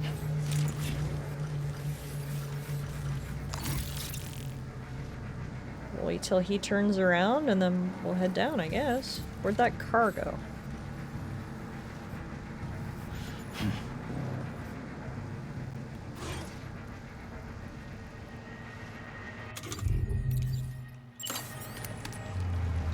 Drink from the canteen.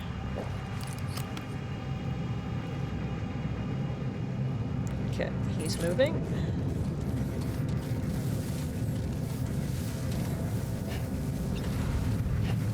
Sam, do not fall down this hill right now. This is not what we need. Okay. Hope I didn't miss anybody in my scouting.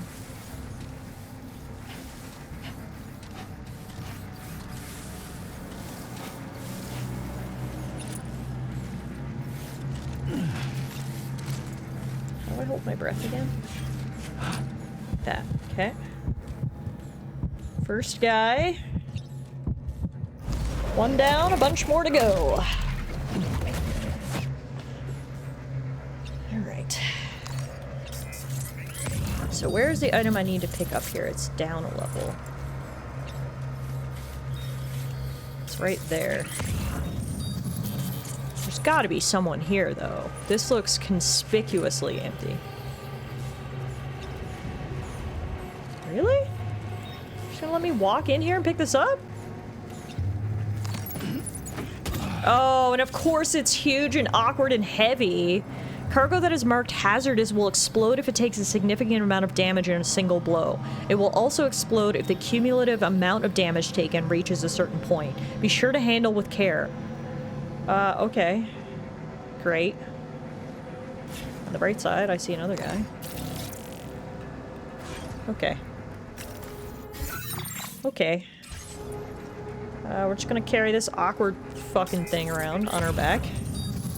Note to self, handle explosives with care. Now, unfortunately, it does look like we need to go down next to that guy to get a piece of cargo.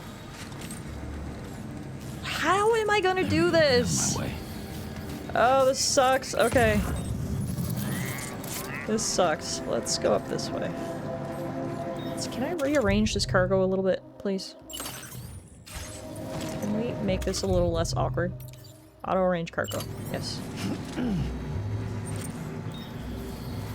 Okay. Is there actually no one else over here? That makes my life easier. You know what would really make my life easier is if I could just use this thing. But alas, I've been told I cannot do that, so... I think the biggest issue is going to be that vehicle. Because I'm worried that's just going to kind of roll up on us and blow my cover, you know? Right.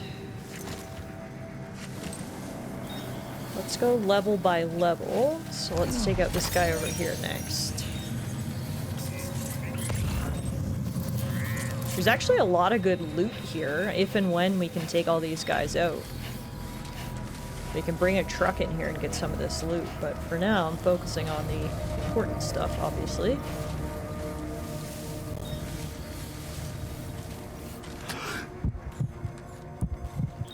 Do not turn around, do not turn around, there we go. I'm really not a fan of the heartbeat sound whenever Sam holds his breath. It just seems unnecessary. Like, am I just gonna hold my breath till I die? Like, is that what you're trying to indicate there? Don't die? There's another guy over there. Okay.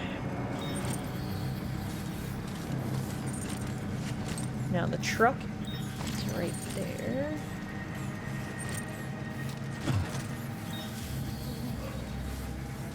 I hope that guy has the worst peripheral vision in the world.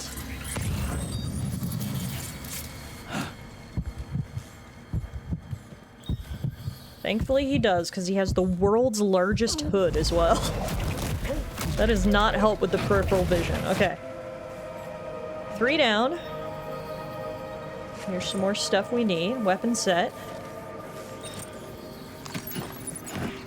Oh my god, why is everything huge? This makes my job so much harder.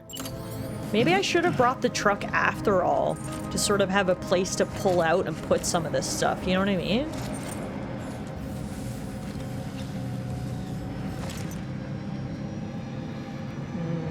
Yeah, now that I'm saying that, maybe we should pull out, go get the truck, park the truck over here to have sort of a point where I can stash some of this cargo, because we've only picked up, what, 2 pieces, 3 pieces, and look how big my backpack is. We've still got a lot to go. Well, actually, in saying that, how much do we have to go? We've got 1.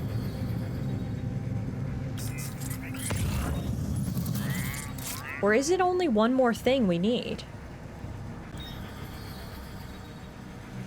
Hang on. If it's only 1 more thing, then we're fine.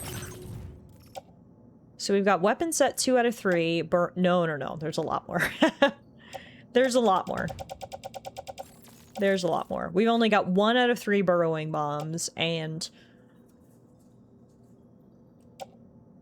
Am I interpreting that correctly? No, we've got 3 out of 3 burrowing bombs and 2 out of 3 weapon sets, so there's only 1 more weapon set left.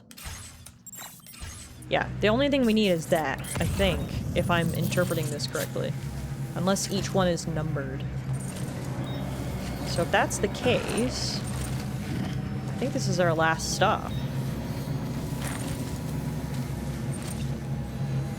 My backpack's so big I barely got in here.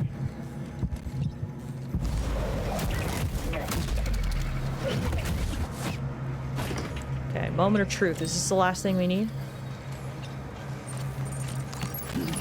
Yes, well done, it is. Sam. Okay. That's the last of the cargo.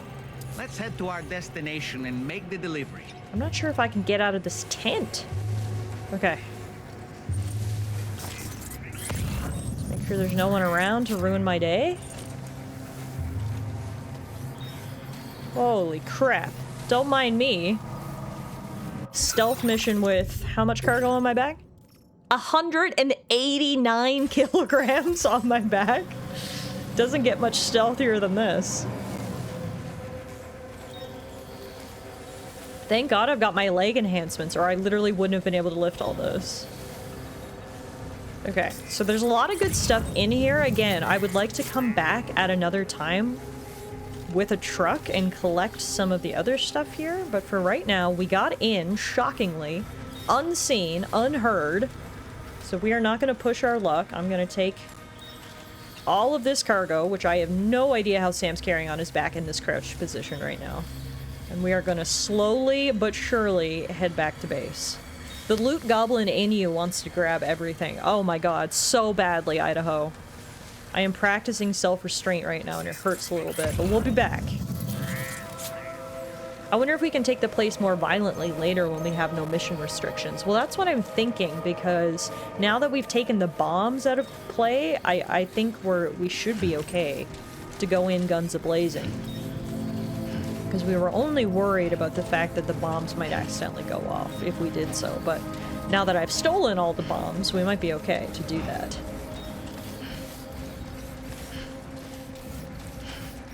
Alright, well that went shockingly okay. Tallara successfully completes a stealth mission? Who had that on their 2026 bingo card? Dang, alrighty.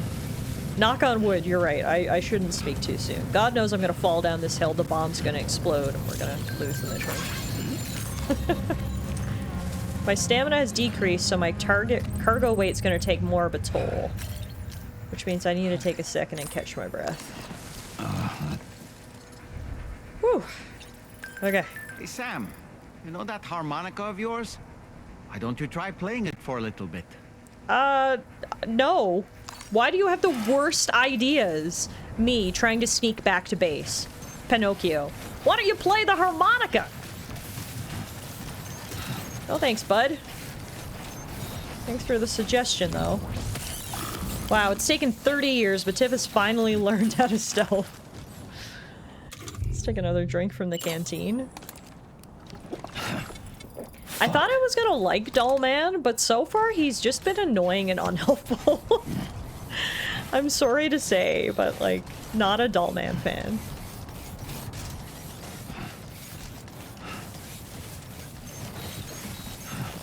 Slow and steady wins the race. You're carrying literally boxes of explosives on your back right now, so we're gonna be real careful. We'll take all the breaks we need. Actually, we can probably rearrange this cargo a little bit too.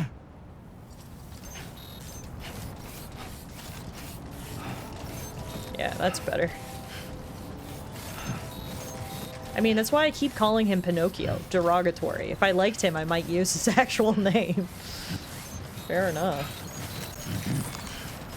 Yeah, he has just been annoying.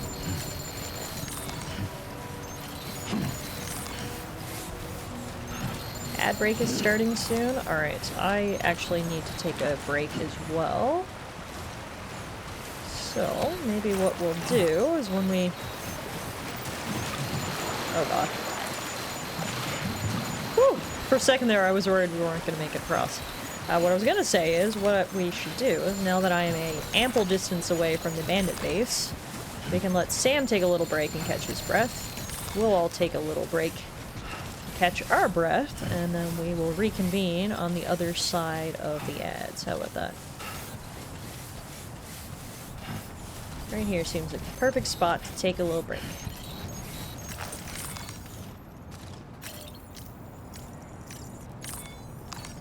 It's break time.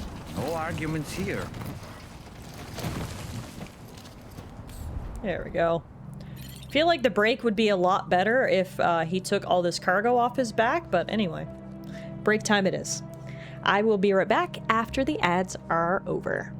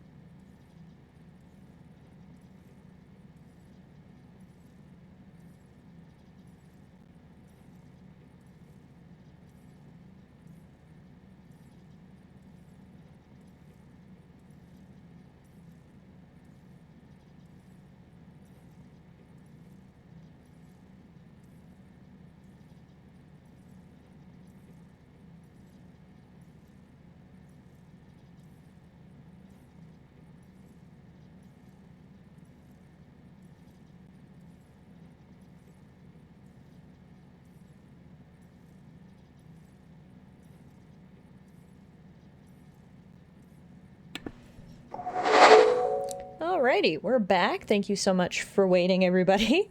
Hopefully you followed TS's suggestions, we'll put it. Alright, Sam had a bit of a break. I'm not sure how restful it was, because even though he was sitting down, he was still carrying 180 kilograms on his back. But anyway, we are almost home free. I'm again shocked at how relatively easy that stealth mission was, but at the same time, I don't want to sort of shout it into the heavens or anything like that, because I don't want them to get harder. That was the perfect amount of difficulty for me, so I don't want to sound ungrateful. If we could keep all the stealth missions just like that, that would be fantastic. Thank you very much. Okay. Almost there. Now wait a minute. Where am I bringing this? I'm bringing this to the... Okay, to the environmental center. Got it. Not the Magellan. I like that there's actually some grass over here.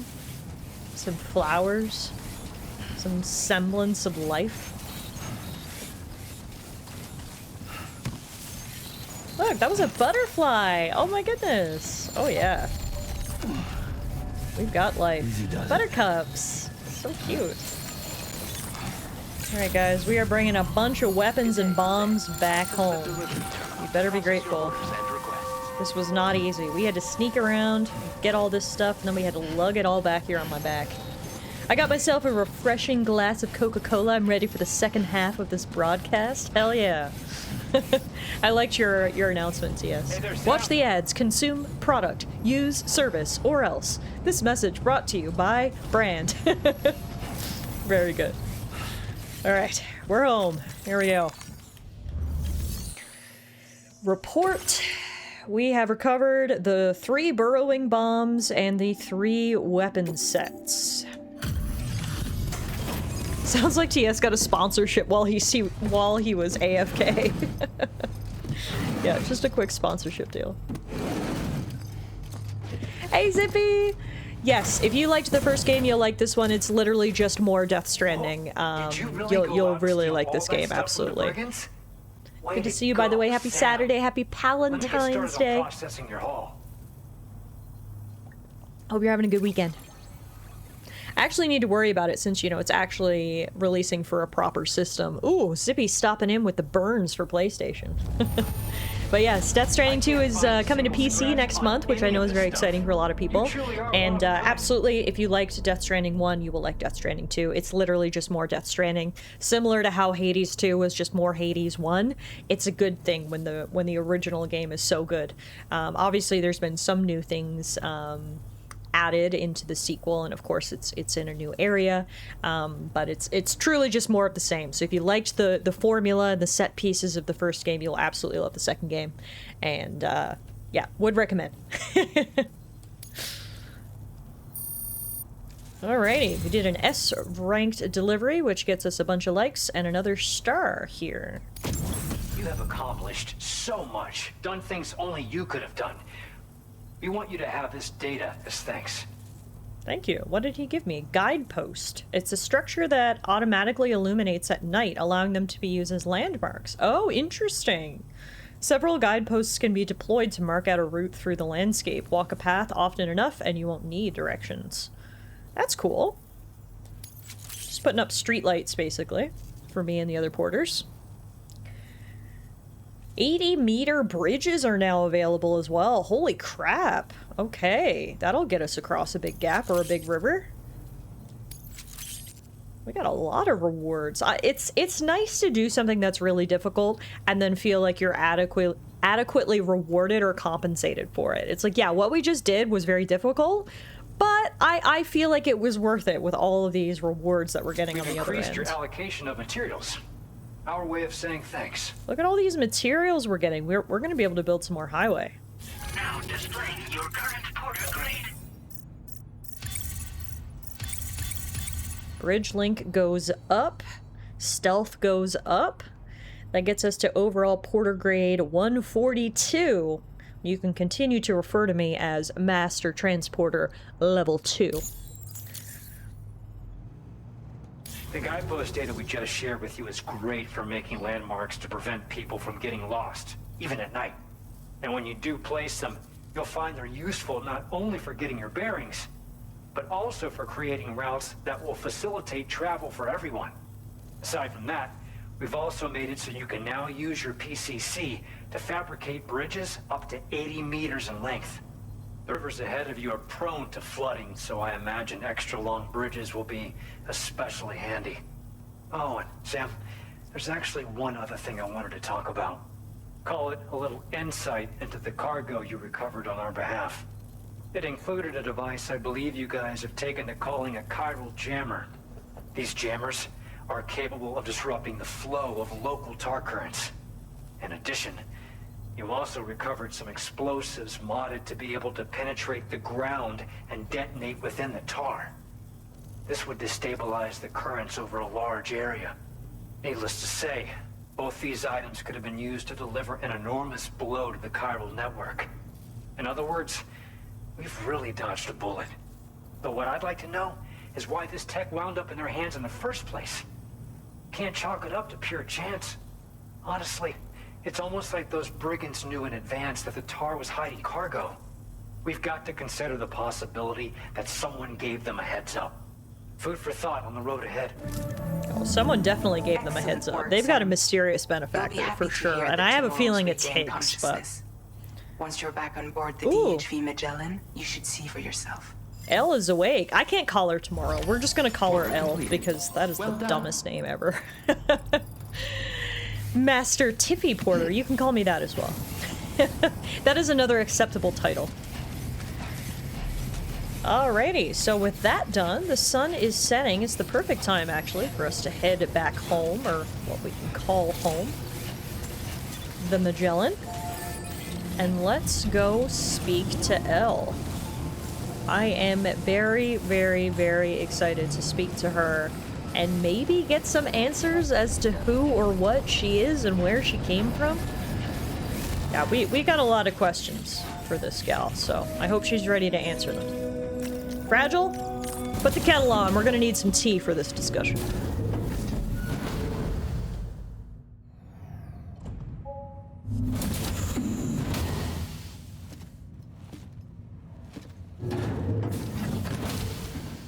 Oh.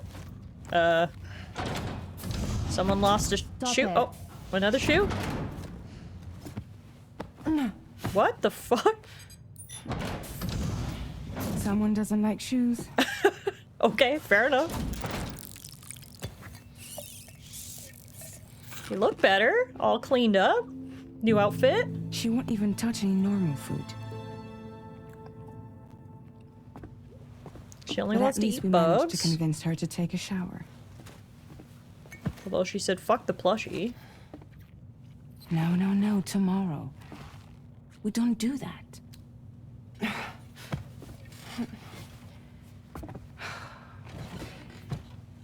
Seems like a real handful. She just needs some time to settle. You must be tired, Sam. Get some rest. So she's a grown woman acting like a baby. Yes, correct. Huh.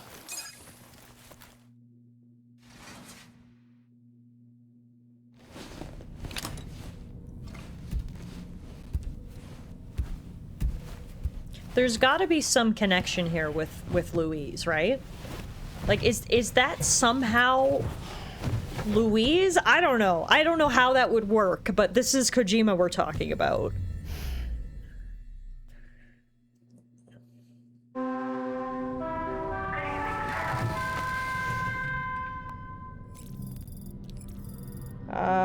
Sun has set. Well, we may as well sleep a little bit longer. Let's keep sleeping till morning. It's probably a good theory, though, Tiff. Yeah, I just keep thinking... I don't know, I have a lot of thoughts. But we've learned that the Lou we know isn't the Lou on record. Sam, it's Charlie. Higgs made some illusions that we don't know all there is to know about Lou. I'll need to brief you on upcoming objectives as well. Access the delivery terminal at the north. That's the sort of bullshittery this franchise likes. Yeah, exactly.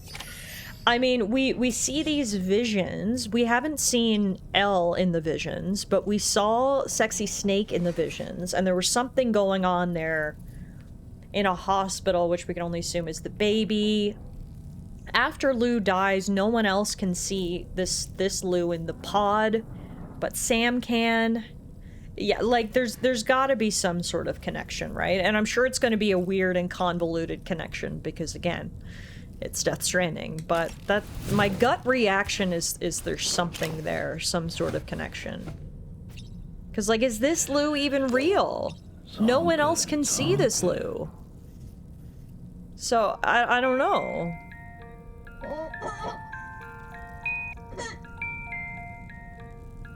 Maybe they're all Lou. Mind blown meme. Maybe. Anyway. I can't wait to learn more about tomorrow. Because, yeah, it does seem like she is a baby in a grown woman's body. Drawbridge can't help but run its people ragged. I mean, what's the alternative? The world's falling apart. We either work to save it or we sit back and wait for everything to collapse, so... Sam, been a while since you had a proper shower, wouldn't you say? I literally had one yesterday. Am I getting shamed by a talking doll for being stinky? Jesus. Alright, guess we'll take the hint and go take a shower before we grab our next mission. Does he even have a nose? Does he have a sense of smell?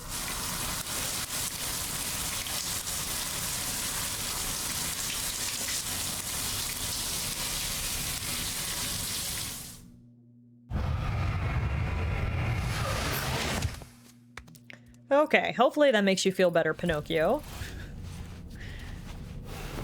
I've showered and cleaned up. That's a good point. Being Pinocchio, all he does is have a nose. And let's go see what our next mission is, I suppose.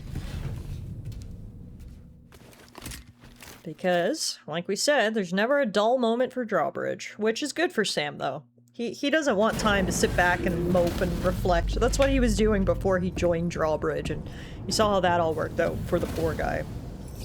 He needs to stay busy.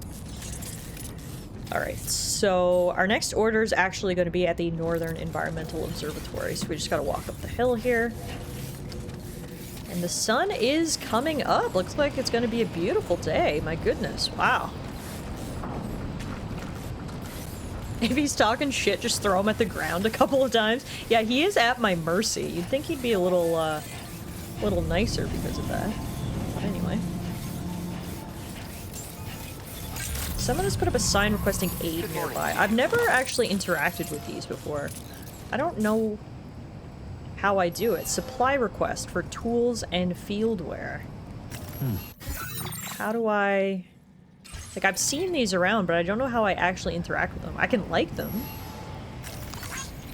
But, like, I don't know how I give them tools. Do I just drop them into this circle, maybe? Why don't we try it? What would be considered a tool or fieldware?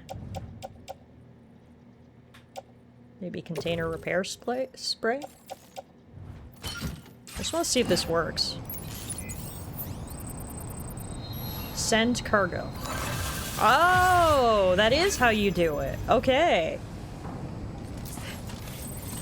Interesting. So when you see those, you just drop cargo and then you can send it off. Oh, okay. I'm glad I figured that out. Perfect. Sam, by linking up the various sites farther to the north, you'll eventually be able to establish a connection to Hartman's facility. Hartman's here. In short, Oh, that's a familiar face from the first game. He's in Australia. The South Distribution Center into the network. Some of the staff there are former residents of Cape Fort Knot who managed to escape the city before it was swallowed up by the tar. In addition to overseeing distribution operations, they also protect the facility from would-be assailants. Unfortunately, local chiral contamination levels are extremely high, leading to disturbing reports of paranormal phenomena near the facility. Great. The cargo you're tasked with delivering should aid staff in dealing with this issue. Accept the main order from this delivery terminal to proceed. Guess we're gonna have to deal with some BTs.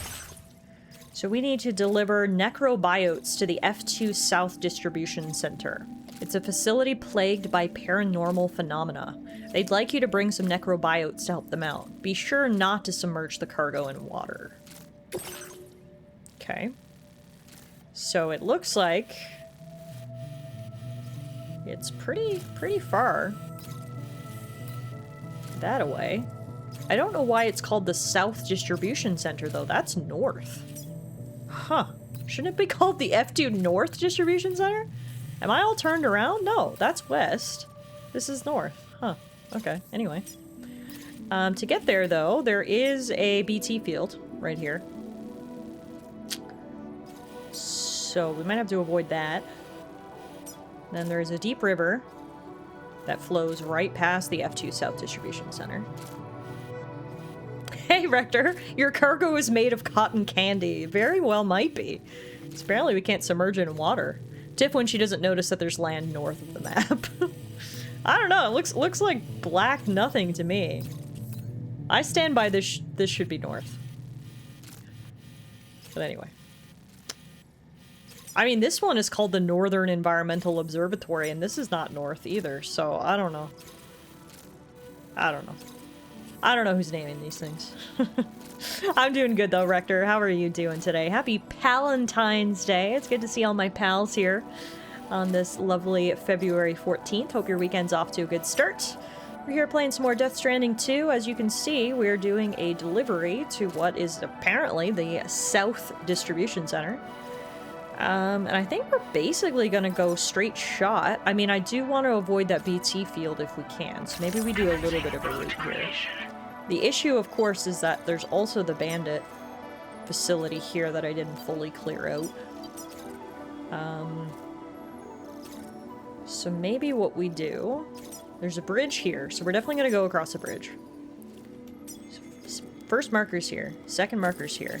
Then we're gonna go down around the BTs, over the river, through the woods. Eventually, we will get to Grandma's house, which is over here. Okay. You got a long weekend because it's President's Day? Hell yeah! Yeah, I've got a long weekend as well. Monday is what's called Family Day here in Canada. The TLDR is winter is long and has no holidays, so they gave you a holiday in February to spend with your family. So we love it. But I also have a long weekend, so looking forward to that as well. Nothing better than a little long weekend. Yep. Cargo labeled "Do Not Submerge" will gradually take damage if submerged in water. Try to find a route that avoids water or bring tools with you that will allow you to keep your cargo dry. Well, we're gonna put it in the truck, and unless the truck capsizes, I would assume it will stay dry, so we should be alright. Now, in terms of equipment, we definitely need some stuff. Let's do ladder, climbing anchor, container repair spray. Let's do a PCC, a assault rifle,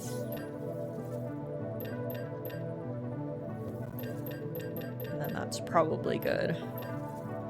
Tools to keep your cargo dry. So a bag of rice. Got it. Got it. The truck's probably as holy as Swiss cheese, though. That's a good point. God knows the Cybertruck isn't waterproof. That's actually a great point. Okay, how much stuff am I carrying?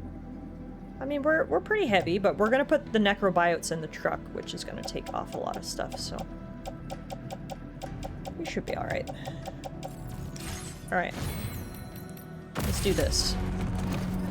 Are you transporting gremlins? Perhaps. Order accepted. Thank you. Perhaps. Necrobiotes is just the nickname for them. Alright, my truck is on board Magellan, so we'll grab that quickly and rearrange some of this cargo. Although, actually, in saying that, I don't know that we necessarily need to rearrange the cargo, because I believe once I get on board the truck, Sam kind of takes some of this stuff off his back and puts it in the truck, which makes sense. So, on second thought, I don't think we actually need to do much rearranging. I think we can just hop aboard. Alright. I was too busy with my sponsorship obligations during the ad break, but I finally got some food in front of me. Excellent. What's on the menu for this lovely Saturday evening, I suppose, for you? The Cybertruck's weakness is simply existing in any sort of environment. Yeah, so when we first got the design for this, it's not called a Cybertruck, but it's essentially a Cybertruck, and I was like, oh god. I don't think we're going to want to use this, but throughout my exploits here in Australia, I found out that this truck's actually pretty good, so we've decided we can't call it a Cybertruck any longer because that's just an insult at this point. This thing is just way better than a Cybertruck, so I've actually got to stop calling it a Cybertruck. Okay. Shit's getting spooky, noted. Shit's getting real spooky, extra noted. Oh god. Okay. Yes, I see you there, BT. I thought I was gonna avoid the BT field. Turns out that was a joke. We're going right through it. So that's fine. It's fine. Just don't get out of the truck. Just keep moving. Trust in the Cybertruck. Words I never thought I'd say. Oh god. Okay. Yeah, I know. I see it there. There's no need to do this. Come on. Come on. Oh my god. Oh, what the fuck?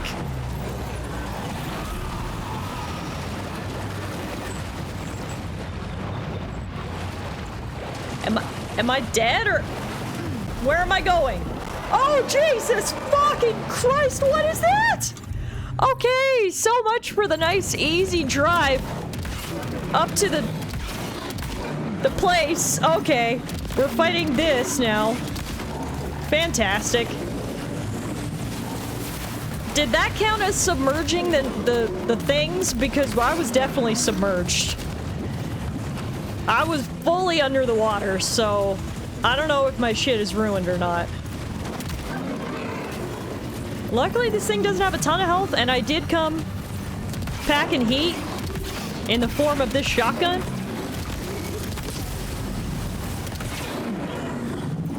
Keep trying to shoot it in the eyeball. Sam! Woo! Alright, it's dead. It's fine. Okay.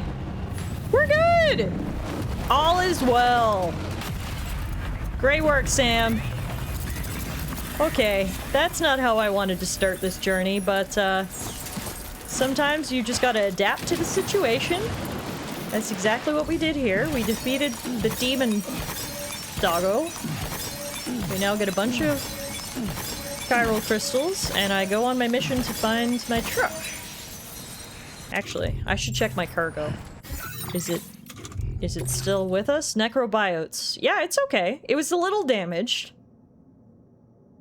Only 6% damage, though. We'll take it. If they can't deal with cargo that's 6% damage when I had to go through this to get it to them, then they're just ungrateful, you know?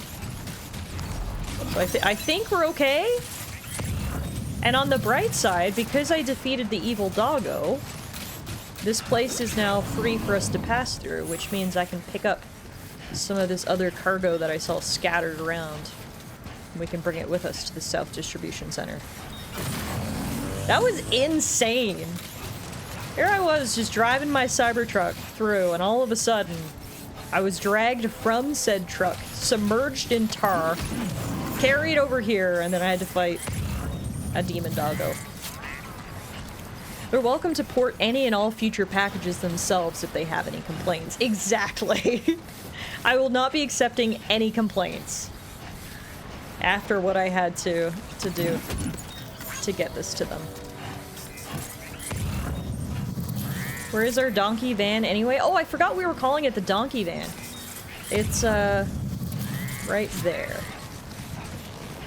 Seems relatively unharmed. And if anything, if just completing that one little boss battle cleared up this entire area, I genuinely think it was worth it, because that wasn't too difficult.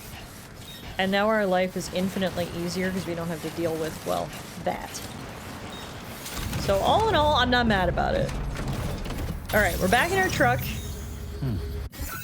Yeah, this area has been cleared up. At least for the time being. It seems like it maybe might regenerate judging by that marker, but one thing at a time. We got some extra cargo. And, oh, and Muffin's here. Hi, baby. You wanna come say hi? Happy Valentine's Day, everyone. From Muffin. Hi, babe. There's the girly. She said, Mom, I waited till the scary part was over before I came to visit. Things don't look scary now, so I'm here. I can't pet you and drive a Cybertruck at the same time. This is a two-hand kind of job. Alright, which way are we going from here? Straight north, basically. You want to watch Mommy navigate a desolate Australia? Oh, I think I see our objective. It must be that building. Right up there.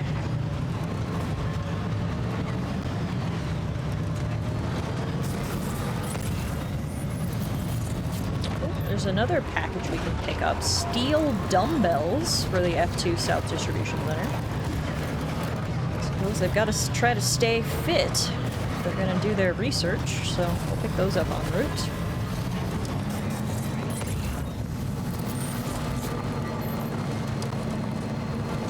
The worst part is, I cannot pick up cargo while I'm in the truck, so I have to get out of the truck, pick this up, and then get back in the truck. Conquering foreign lands in my name, mother? Most noble.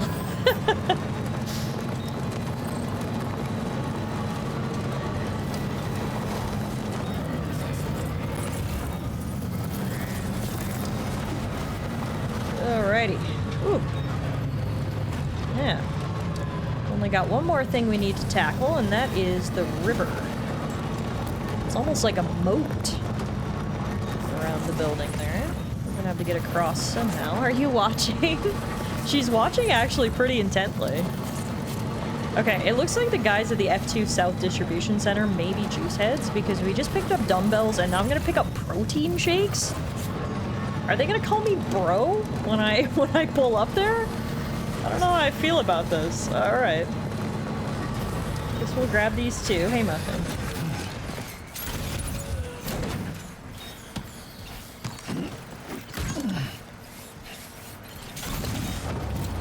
I think we're gonna go visit a bunch of pros. What do you think? Mother, I despise the idea. Plush is the ideal body type.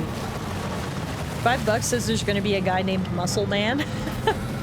We do know the Kojima naming conventions. Muscle Man would be right on brand. Apparently there are 92 people living here at the F2 South Distribution Center. More than I actually would have expected.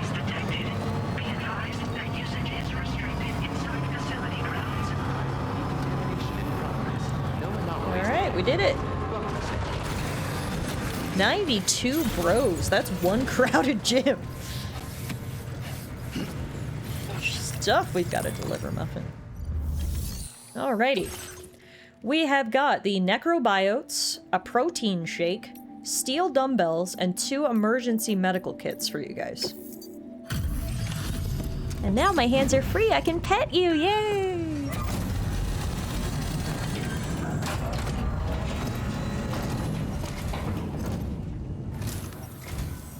You're with Drawbridge, I presume. Yeah, you seem like the genuine article. Welcome. Hope it wasn't too hard to track. I'll just need a moment to check your cargo.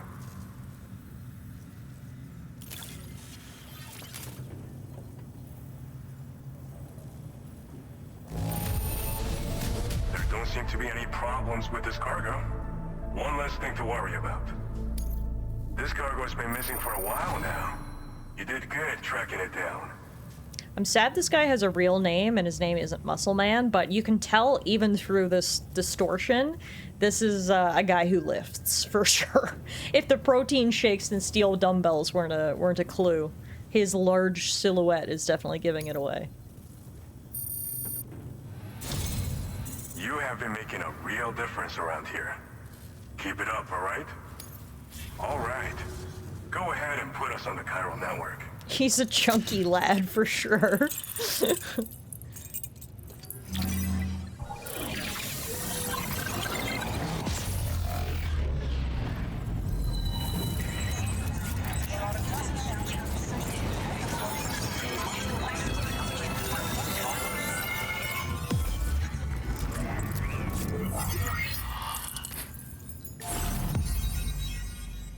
New strand established. Cupid is connected with Samson Hook at the F2 South Distribution Center.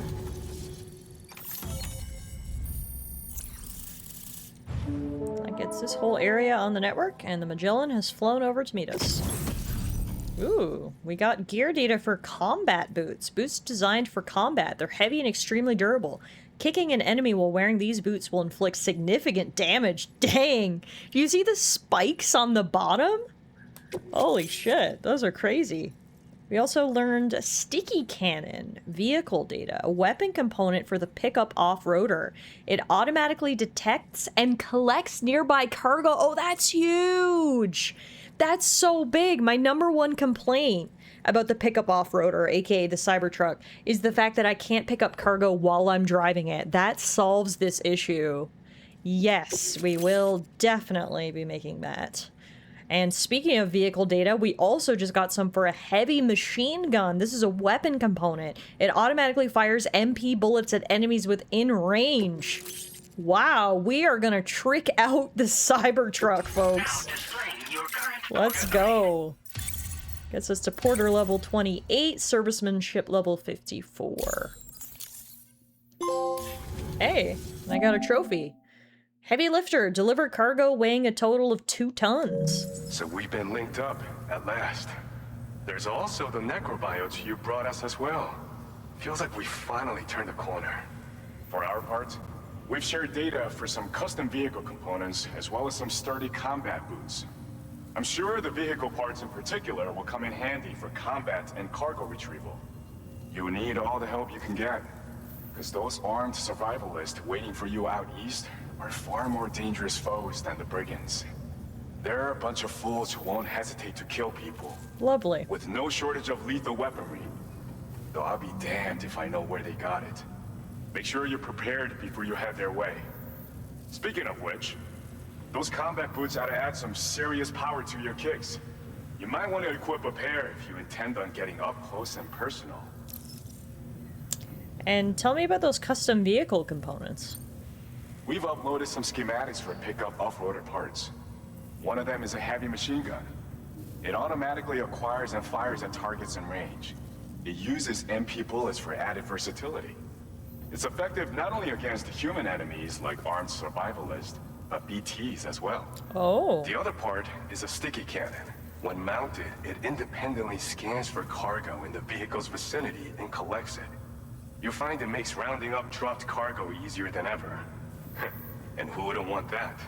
Yeah, these sound like really great upgraders. 2 parts like upgrades. These simultaneously.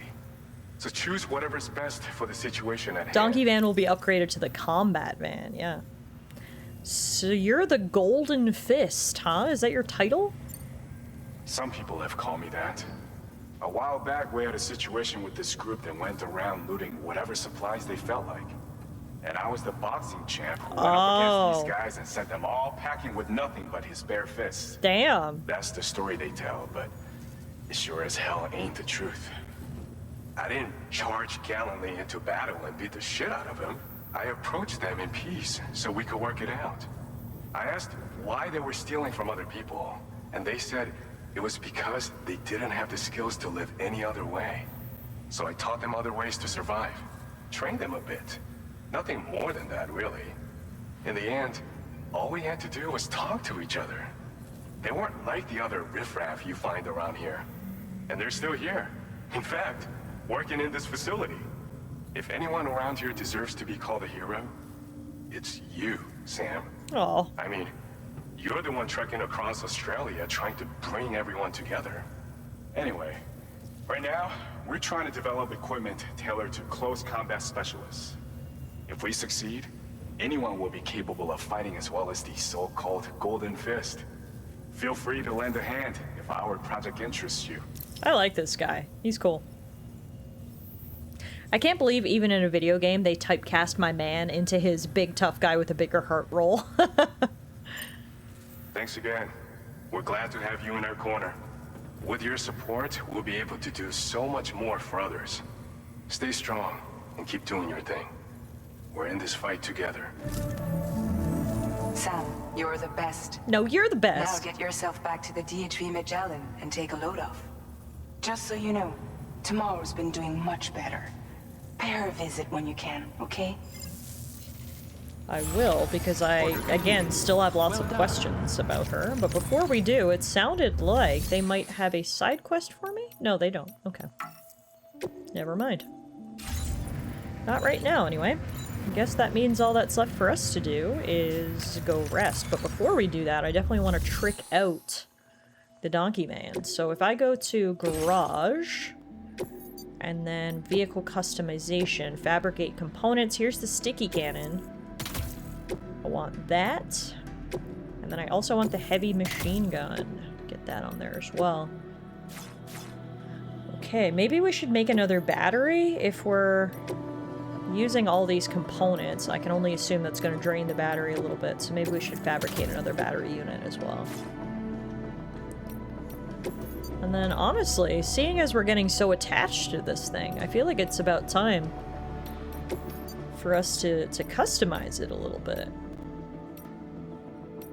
Let's go black and red. Hell yeah. And then, what about decals? I don't think we really have anything cool. Magellan, Drawbridge, Porter. Oh, I like Porter. Boom. There we go. The red ones go faster. Oh yeah, okay. This looks pretty cool, I think. It's all tricked out. Vehicle ready. Please drive carefully. All the batteries on there and the cannons, machine guns. Alrighty, that's it for now. I'll leave it parked in here while we head back to the Magellan. It's got a speed stripe and everything. Yeah, this thing's gonna go boom. Alright, now where did they park the Magellan? Oh, over here. Okay.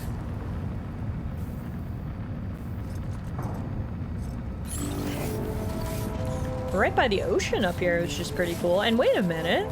Are we on a monorail line? There's other porters here. Hey, guys. Thank you kindly. Hey.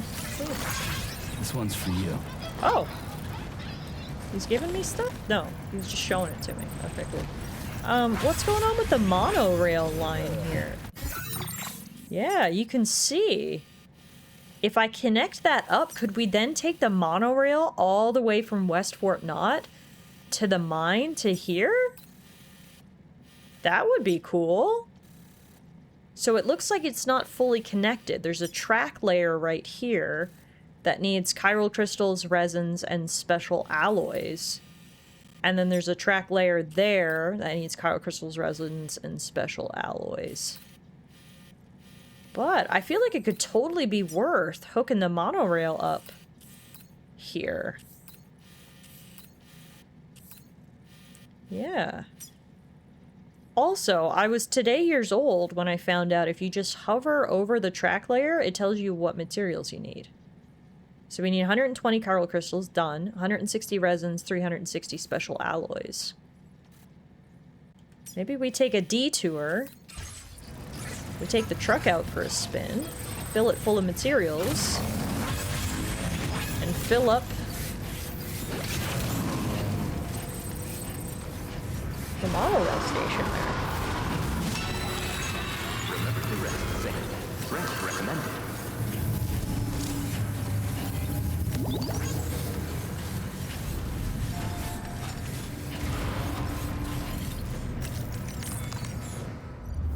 Okay, I know it was like 3 seconds, but I've already forgotten what I need, so bear with me here.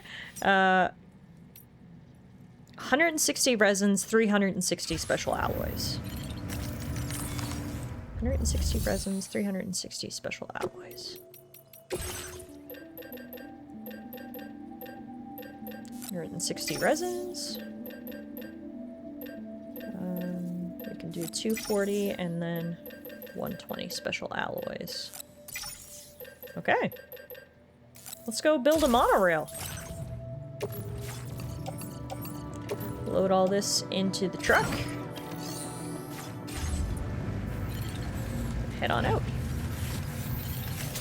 Now this will only be one section. There is another section we're gonna have to build to get the thing fully operational. But one thing at a time. Let's go build this part. And luckily, it'll be easy to get there because we literally just follow the monorail. We should get to the part. Oh, we got a text from Fragile. Tomorrow's condition. It seems Tomorrow is able to understand what we're saying. We're trying to teach her about life in this world, but it's a slow process. She's definitely curious, though. Her eyes light up like a little kid's. I also got a text from Rainy saying, there's someone in my house. It seems an order has been issued to deliver cargo from the animal shelter to my place. What's odd is that the order came from my shelter, but there shouldn't be anyone there right now, unless someone's broken in? I've got a bad feeling about this. If it's not too much trouble, could you head to the animal shelter and see if you can find out what's going on? Huh. That's really sketchy, so yes, I will do that for you, Rainy. And also, what would the animal shelter be delivering to your house? All very weird. Okay, we will definitely do that as well. First, though, we're gonna go build the monorail. Gonna go build the monorail. Hey, Gerald Newfie, what's up? Thanks for the follow. Okay, so this is not the track laying station. This is the auto paver, though. So the highway must come out here? Interesting. So many things I need materials for. But yes, anything for Rainy. Gotta make sure no one's broken into her house. Hey, coming from the Newfoundland Stream Network. Nice. I'm doing well, thank you. Happy Saturday. Your weekend's off to a good start. Hope you're having a good Valentine's Day. We are playing Death Stranding 2 today, and we are trying to build a monorail. Alright. Gotta stretch my legs. Storing the monorail. The monorail can be restored by contributing materials to the monorail track layers that are found all over the continent. We're gonna strip Australia bare to build all this infrastructure or die trying. Yes, exactly. Alright, so we got the chiral crystals, easy. We got the resins. And we've got the special alloys. Perfect.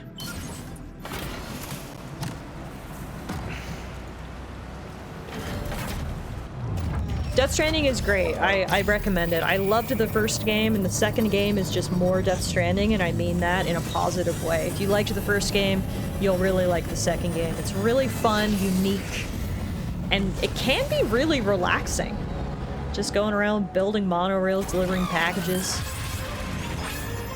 Alright, perfect. Thanks so that for built that section of the track. So now the track goes all the way down almost to the mine, like so close to the mine. The last bit we need is this one right here. 640 resins, 720 special alloys, and 400 chiral crystals. Let's go see if we can get enough to complete this track from the center up here. If we can, we'll do it. If we can't, we'll switch gears and go see who's at Rainy's house. Is that Daryl from The Walking Dead? It sure is. Daryl Dixon himself is the main character in Death Stranding. There's actually a lot of celebrities in these games. We had just come across Elle Fanning. Lots of big names working with Hideo Kojima for Death Stranding.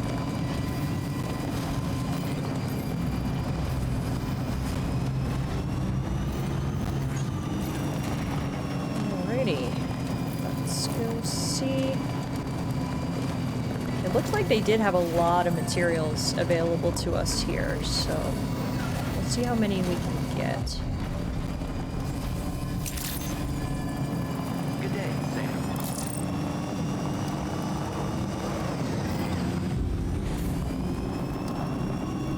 It's both weird and impressive how Kojima has so much celeb pull. Seriously! Yeah, he is able to get some big names into his video games, which is really cool. Alright, let's double check what we needed again. So, 640 resins, 720 special alloys. 620 and 740, let's see. 620 resins, no, they do not have enough resins. They do not have enough special alloys. Boo. Okay, I guess the other question is, though, is if we took what they have here, would I be able to get more from the mine? You can mine special alloys there if we had chiral crystals. So we'd be fine on special alloys if we just went all the way to the mine. The issue is going to be the resins. We don't have nearly enough. How many resins do they have at West Fort Knot? A lot. A ton.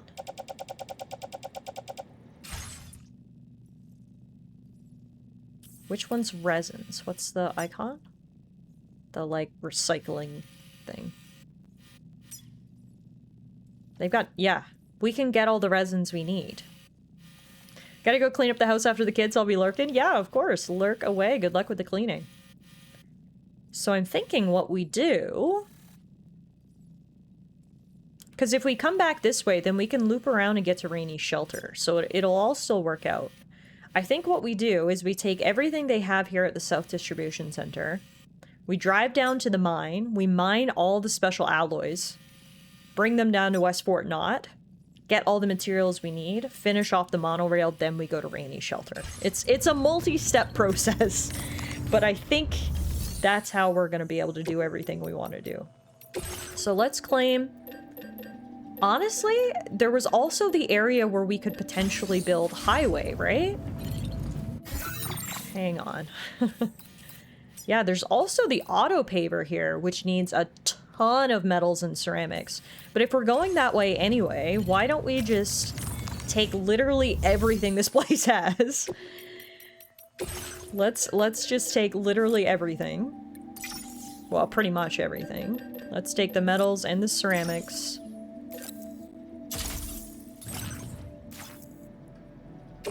No, wait. Okay, that's not what I wanted to do. Take the special alloys, which is what I'm trying to do. We take the resins.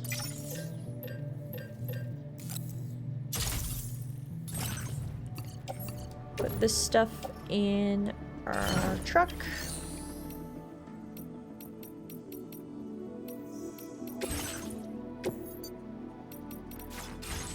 How do I get the stuff out of the locker here? Okay. Put this in the truck. Okay. Plan set. Execute. My comment about stripping Australia bare rings true, huh? No, literally. We are taking all the materials we can find in an effort to build a lot of this infrastructure. Let's take everything. Tiff's embracing her British Empire ancestry. Alright, so we're gonna go on a bit of a journey here. We're gonna stop at the auto paver and contribute what materials we can to the highway. Then we're gonna go all the way down and around to the mine to mine some special alloys. Take those. Head on down to the city, grab the remainder of the materials we need for the monorail. Build the final section of monorail, and then we're gonna stop by Rainey's house. So yeah. While we go, what was that song that Dollman said he wanted to listen to? Does anyone remember?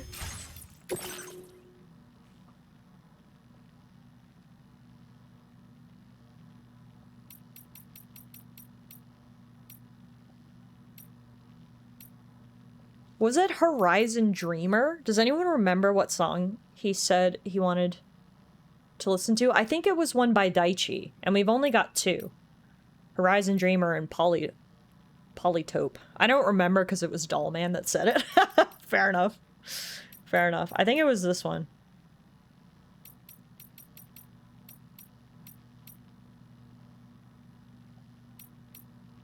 Why don't we just add both of them to the playlist? And one of them is the one he wanted to listen to.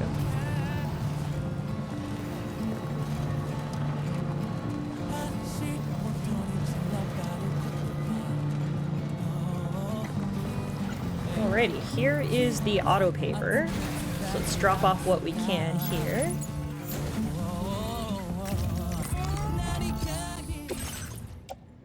So we've got metals and ceramics. It's not going to be enough to complete the road, but it will be a substantial contribution. We might be able to pick up some more materials from West Fort Knott as well.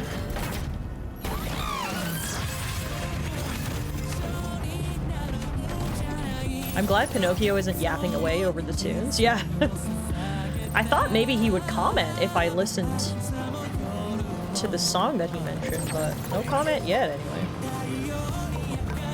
It's a good song though.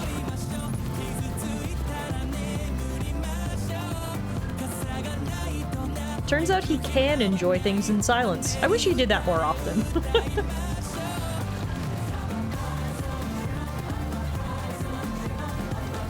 Hell yeah, now we're cruising in style, folks. Some deep water here we gotta navigate, but that's okay. Luckily, other porters have set up a ton of generators around so we can keep our battery charged.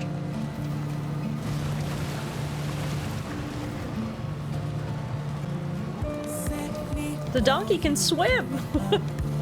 Not very well, but well enough for our needs, I suppose.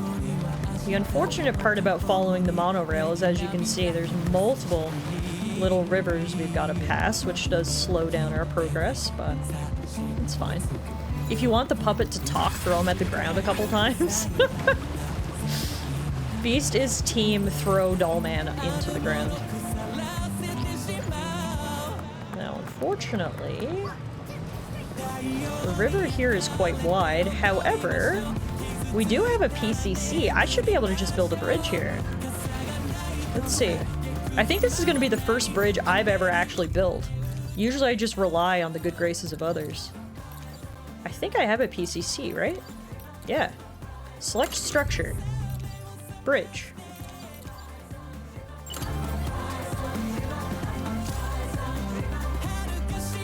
Oh, it's not long enough? No, we can change its length. There we go. Why is it saying no? Oh, because I need metals. Oh, damn it. And I just used all my metals building that other piece of highway, so never mind. No building a bridge for us. Dang, the Achilles heel of this game is the amount of materials you need. Okay. Unfortunately, I think this is going to be too deep for us to cross.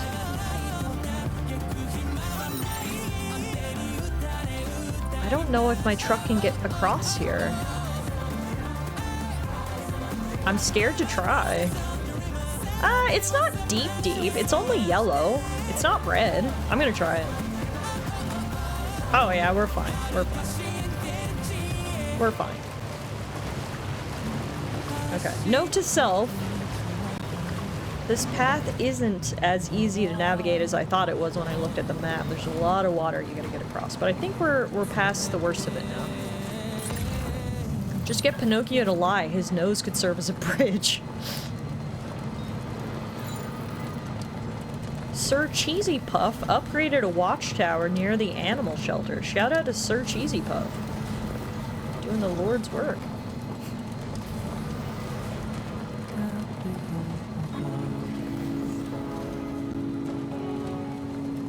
Man, what a username, right?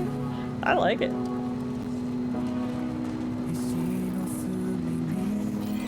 It's Lil Teapuff's long-lost cousin, Cheesy Puff. Also, look at this! I'm picking stuff up with my new attachment. That's great.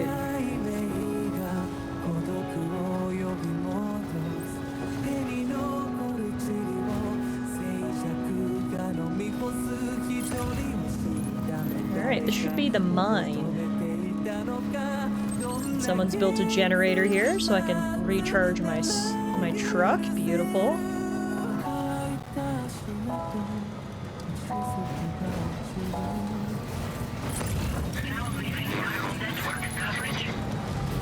Dang it. There goes our music. Okay, so that is the structure we need to contribute to for the monorail.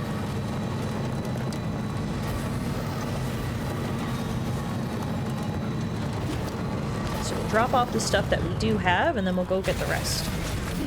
Gotta stretch my legs. Alright, restore track. So we've got enough chiral crystals. Then we've got resins and special alloys. Honestly, I don't even think we need to spend the chiral crystals to mine more special alloys, because we don't need a ton more to finish this. I think instead I'm going to save my chiral crystals, because doing mining right now will actually spend all of them. I'm instead just going to take the monorail back to the city and grab everything we need there. Security measures lifted. Weapons detected.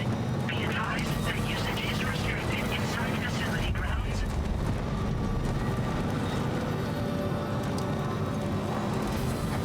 So I'll go around the pipes. Actually, can the Cybertruck handle the pipes?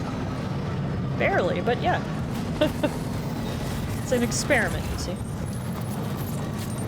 Alrighty, let's ride the monorail. Luckily, as we learned before, we can take our truck on board the monorail. The donkey doesn't stumble. It's like a mountain goat. Alright. Use the monorail. We are going to take the monorail down to the city. We are going to load our vehicle on board. And let's go.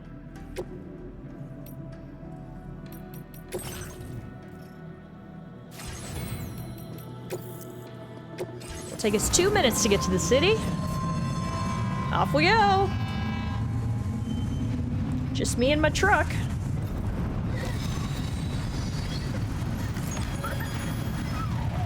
Apparently Baby Lou likes the monorail.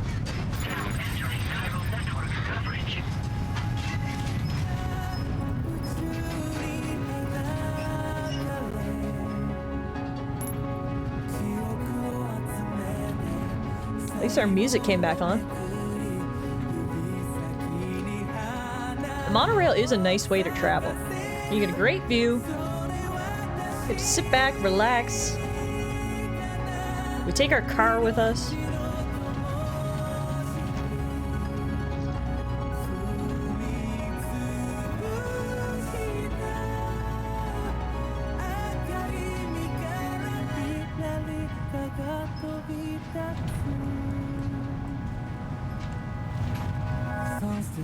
Looks like a lot less effort than riding the zip lines. Yeah. It's like an upgraded zipline system, basically.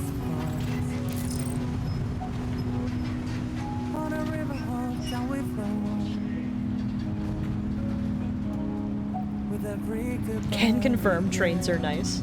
Trains are a really nice way to travel.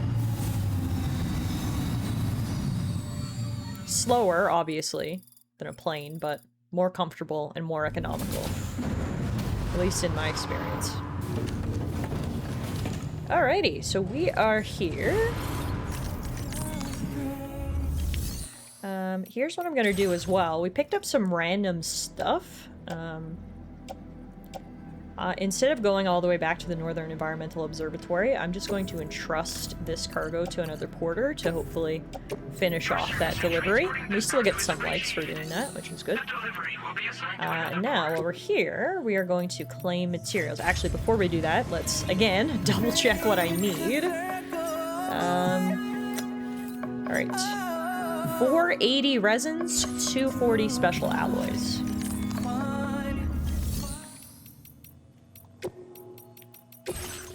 $480 resins. So that's 320 plus 160 is 480. And then 240 special alloys. Okay, done. Put all that in the truck. And over here. Right, I cleaned them out of metals. Okay. Okay, so the worst part is I can't take the monorail back, can I?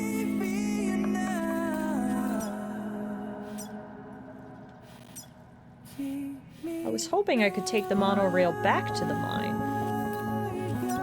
I mean, I don't see why I couldn't. But I didn't see the option here. We took the monorail here, why can't I take it back? Maybe it's under facility features? Yeah, use the monorail. Here we go. Okay. I was gonna say, that doesn't make any sense that it's a one-way monorail. Okay. Back to the mine. We're gonna load our vehicle. Oh, I forgot my tri-cruiser was here. Throwback. I will be getting on the monorail, and we're gonna head back the other way. And then, once we complete this last section of monorail, we'll be able to ride the monorail all the way from this city to that other base we were at with the Golden Fist. So we should be able to get around a lot easier once we're done.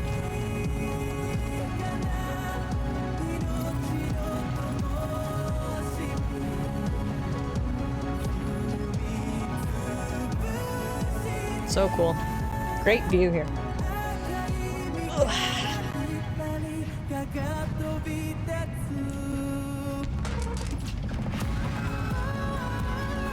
Yeah, unfortunately, the state of the Canadian passenger rail system leaves much to be desired, but to, you know, cut it a little slack, the size of Canada is also huge, so as much as I would love to have passenger rail from one side to the other, it doesn't currently exist, and it does make sense just based on the sheer distance it has to travel, but I do wish it was a little bit more in place. Basically, the only reliable corridor of passenger rail is from Toronto to Montreal, which, again, to be fair, that is the most heavily populated part of the country. But there is no passenger rail from one side to the other, which would be nice.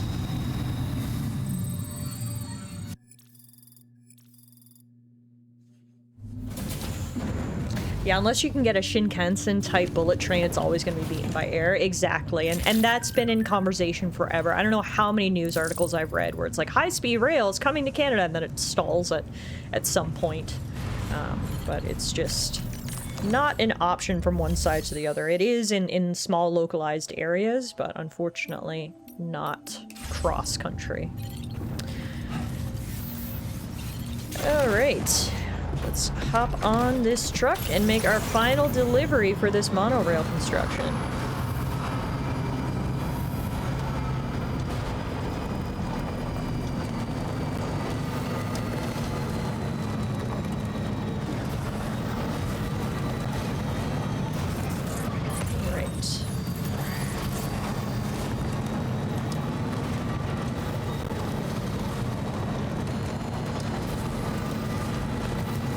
Like, who's the inventor? But yeah, that was a guy that we saw very early on, right?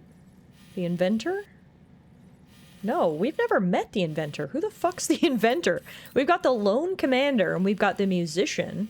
There's cargo there for someone named the inventor, who I've never heard of before. They must be out here somewhere. That's why this area is not on the map? Huh. Maybe we should try to find the inventor.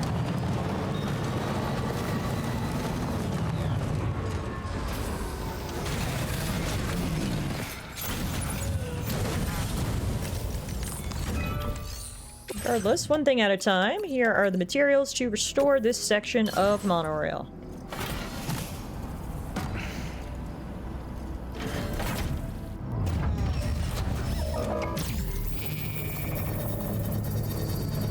Imagine if construction in real life was this easy. I think we've talked about this before, but like, holy crap. Easy peasy lemon squeezy, we just 3D printed a monorail. You could get to Edmonton in an hour if there were a Calgary to Edmonton Shinkansen line. That would be so helpful and so useful, because so many people travel between Calgary and Edmonton, and right now there's really no option. Like, you can fly, but it's almost pointless. It's so short a distance that it, like, a flight is kind of counterintuitive, but at the same time, it's like a bit too long to drive. High-speed rail would be exactly what we need to connect that corridor. 100%. Okay, so the monorail line now goes all the way from the F2 South Distribution Center to West Fort Knott, which is really awesome. Love that for us. The one thing I'm wondering, though, is you can see this one red square here is not connected to the chiral network. And now that I've seen something for the inventor, it makes me wonder there must be someone out here that we can connect to the chiral network, but where are they? I thought I would see them on the map. Like, are they on this little island? I don't see them, though. And I don't think you can get off the monorail there. I could jump off, I guess.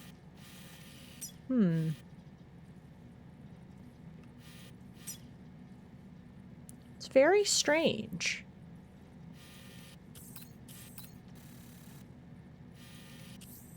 I don't really want to go over there unless I know for sure there's going to be something there. I mean, hang on.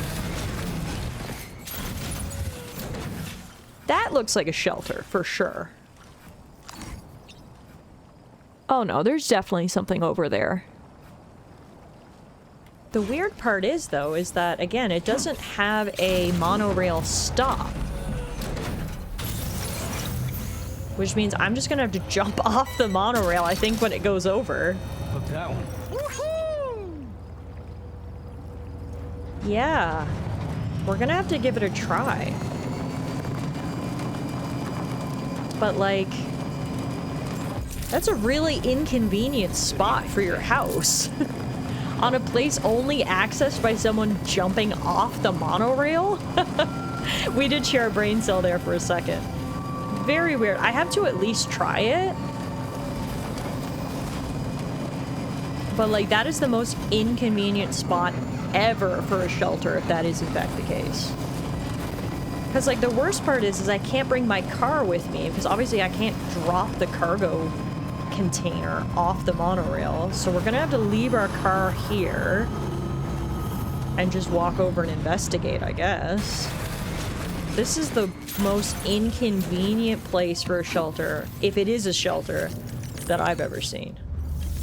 Okay, so if I use the monorail and I set my destination as the F2 South Distribution Center.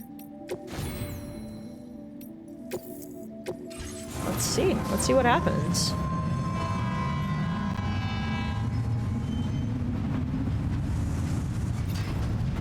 Yeah, because there is the option, hold X to jump down. So I guess that's what we're gonna have to do. Could you hover on water on the cargo carrier thingies? Oh, maybe. Oh yeah, this is it. Someone lives here. What the fuck? Okay, I hope I don't break my legs by doing this. Oh, I'm gonna break my legs. I'm gonna die. No, I didn't. What? Holy shit, Sam. Stuck the landing. That was impressive, dude. But okay, it looks like, yes, this is where the inventor lives. Huh. You're really off the grid. Dang. You took living off the grid seriously. I can't even talk to anyone in here, though. I had to come here with something they need? For them to even talk to me? Oh, this is annoying, because now I'm stuck over here with no way to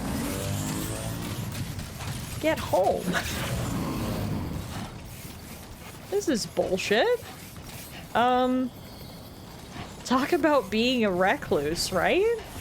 So I actually did pick up something for the inventor, but it must be in my truck. Oh, this is just annoying. Can I just teleport back to the Magellan? Am I stuck out here?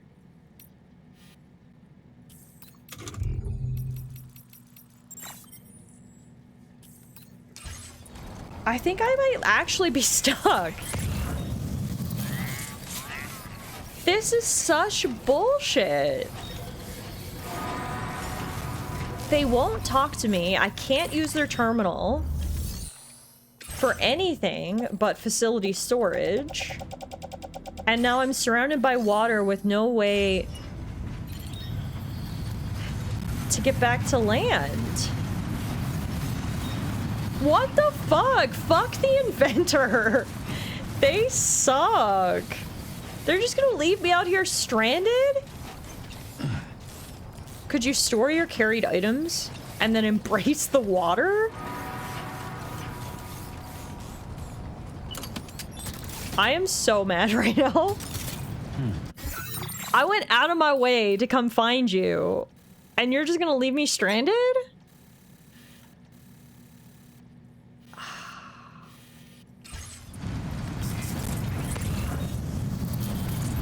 Yeah, I mean, it does seem shallow near the monorail points. Take care, Sam.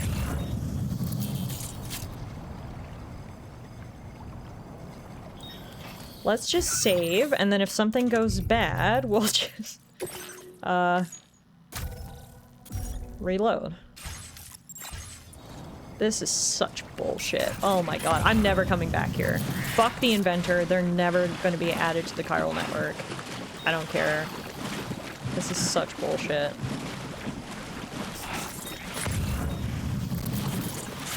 Unless they're gonna invent me a way to get out here easily. Not worth it. She'll be stranded until she becomes death. Death Stranding. Nice. They can go invent a novel way to fuck themselves.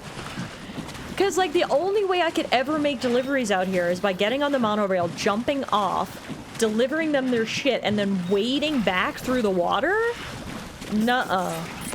Nuh-uh. Enjoy your life as a recluse with no help from me, because fuck this. Fuck this. God knows I'd take them this prototype portable capacitor, which I see, and they'd be like, well, you're gonna need to do more for me before I get on the chiral network. And the only way we can get to them is by trudging through this shit. Nope. It's a no from me.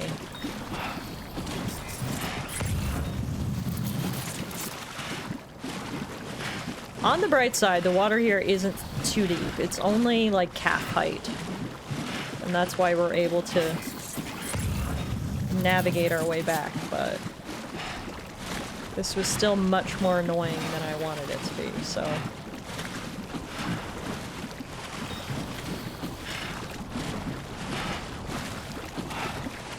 And here's Sam laboring through the water. Surely there's got to be some way to make this less of a trudge. Yeah, I mean, I think it's too far to build a bridge, or maybe not. Maybe you could build one of those long bridges across. Or maybe eventually you unlock, like, a boat vehicle? I don't know.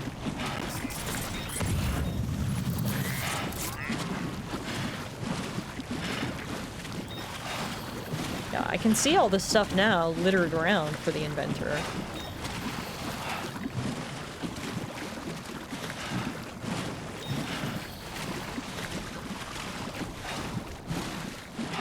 God, this was the most roundabout way back to shore ever.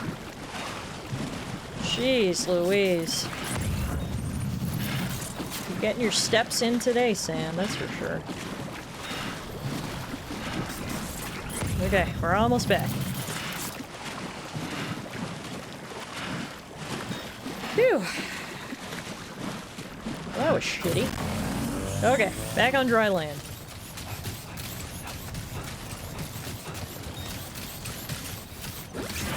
Pick up the stuff and then just ask another porter to deliver it. His calves are going to be colossal after this workout, seriously.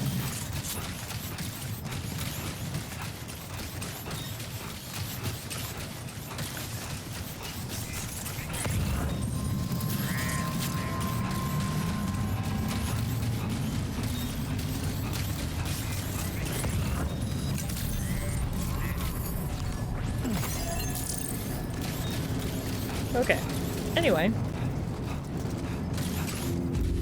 You're not even gonna try to see if he has primo loot? It's an easy drop-off. It's an easy drop-off, but not an easy get back out of there.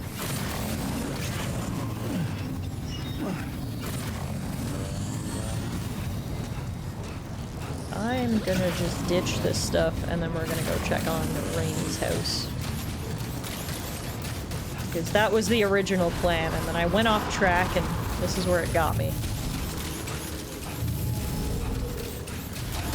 Yeah, the houseplant seedlings were on the truck. If I had had them with me, we would have been fine. What do you guys think? Do you think I should go back out there and deliver this stuff I just picked up? Maybe if I give him... I keep saying him. It very well could be a her. I shouldn't gender the inventor before we meet them. They very well, I guess, if I give them loot... Maybe they'll be like, ah, here's this secret underwater passage I used to get out here. So maybe getting back will be easier.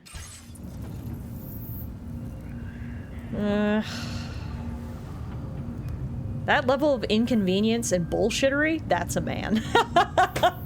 You're right, Noelle, you're right. There's a reason why I made an assumption there, subconsciously. You right. You right. Alright, we'll do it. And they had better be fucking thankful for this delivery, otherwise I never want to see their face ever again. We're gonna do it. We're gonna bring our stuff to the inventor. We're gonna see what happens. And see if it was worth it. And then we're gonna go check on Rainey's house, okay? Don't worry, Rainey, I didn't forget about you.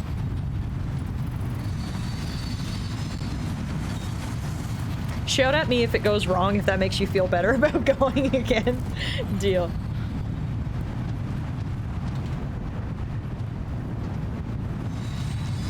Alright.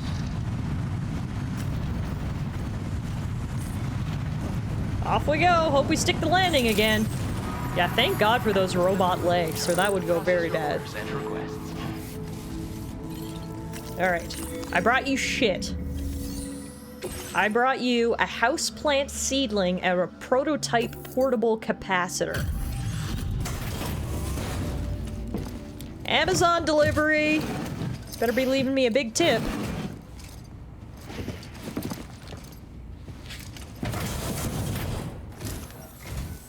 What business brings you to my doorstep? Wait, are you carrying some cargo that got washed away after the quake? I'll need a moment to process and confirm.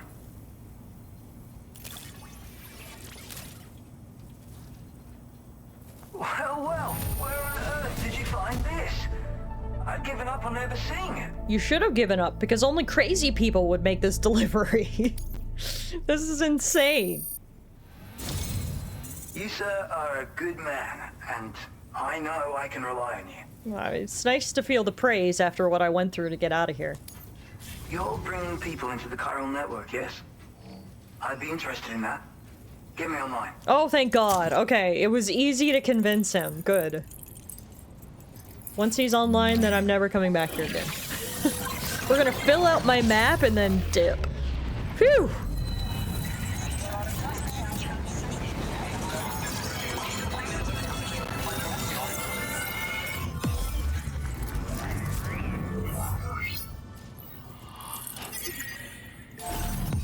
There we go. I was wondering why that little corner of the map wasn't blue, so there. That makes me feel better. The completionist in me is much happier. And Noella was right, the inventor is in fact a man. Sorry to my lovely male friends in chat, but... Now displaying your current porter grade. Alright, our surfacemanship and bridge link both went up for making this delivery. So that's good. Gets us to porter grade 147. I think this could prove useful to you. Try it and see if you agree.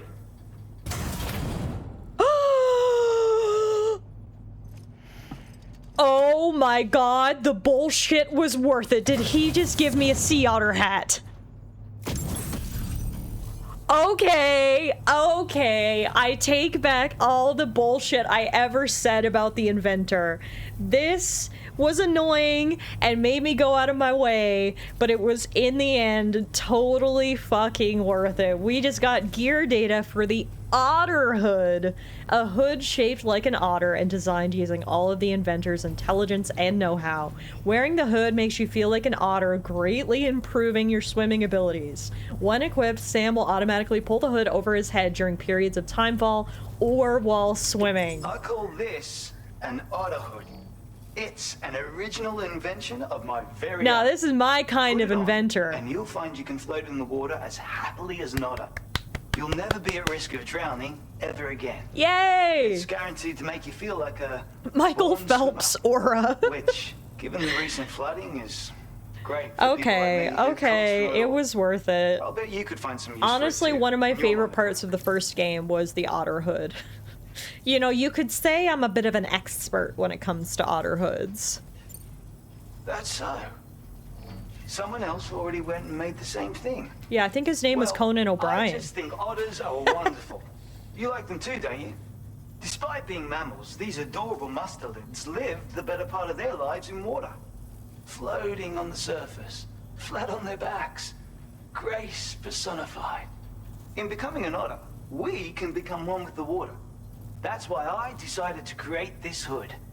So, if someone else out there had the same idea, I bet we'd get along swimmingly. Anyway, if you don't have their hood, maybe you could still use mine. Though, saying that, I better come up with something new. Perfect. See you later. Thank you. Thanks, and come back again soon. I'll try to whip up something extra special to give you next time. Yeah, okay. I feel better now. Order completed. I feel better. I'm glad we came out here. I don't have to yell at you, Bronny. Okay, perfect. So, with this, we go into customize look. How do I equip my otter hat? Here it is, otter hood. There it is. There it is! Oh my god, look how cute it is! Even just like pulled back on the back of the jacket. It's so freaking cute. Oh, I love it. And I guess that'll make it easier for us to get back as well because we can swim. Alright, it's fine. Thank you. Somebody even put a nice little light out here. Hey there! Hey there! It's a pleasure to have you. Oh, this is great. Alright. My grumpiness has been satiated. Now let's go back and get my truck, and then we're gonna check on Rainy and see who the heck's in her house. So I guess, should I even try going normal route? Why don't we try going in deep water and seeing what happens? See what happens, I guess.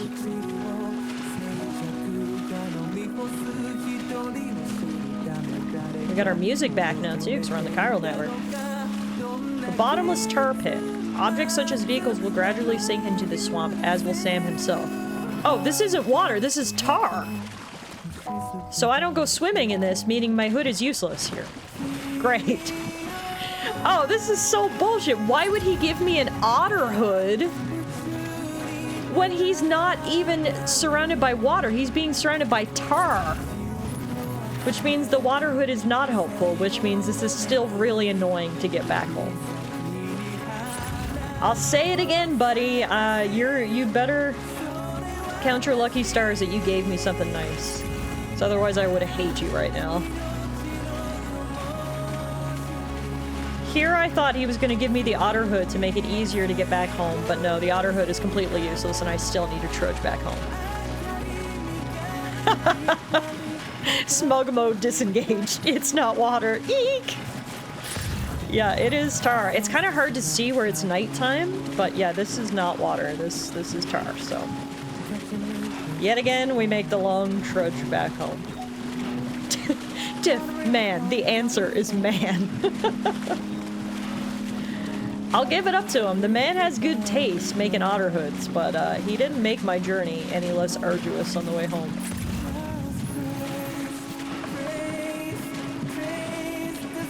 I will not be bringing him any more shit. Waiting through water is hard work, but not this hard. That's true. That's why Sam's struggling so much. Anyway. What I'm hearing is that this was the one and only time that we meet him. Yeah, I think so. I think so. We got what we came for. We got the otter hood. I never need to see that guy ever again. Okay. Alright. Let's go get my truck. Maybe the next gift from him is a tar-proof otter hood? Maybe, but we will never find out.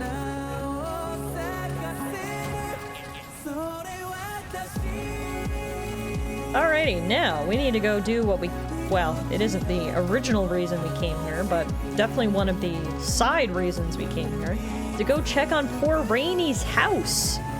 Someone is making delivery requests from her house while she's not home? Definitely seems a little sus. We're gonna go check up on her place while we're here. This section of the game has the same level of forethought as that guy who spent his post-metal interview admitting that he cheated on his girlfriend of 6 months and also admitting that he was still creepily hung up on her. Yeah, that was one of the most iconic Olympic moments we've had so far. That was something. I was cringing the entire time I watched that clip. Alrighty, let's get my truck. Thank you, Sam.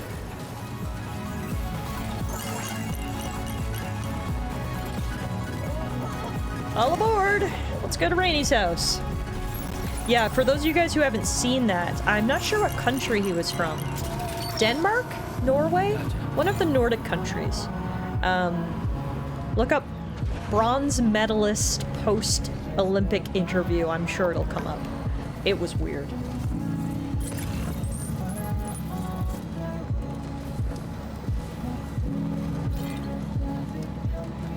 Alrighty. To Rainy. Thank you, God. So I can take the highway, once we get on the highway. I can take the highway, get off at Rainbow Valley, and then go to Rainy's shelter. Okay. Her shelter is very tucked away, which makes it a bit more of a pain to actually access, but we're gonna do it for her because we like Rainy. We gotta go check on her place.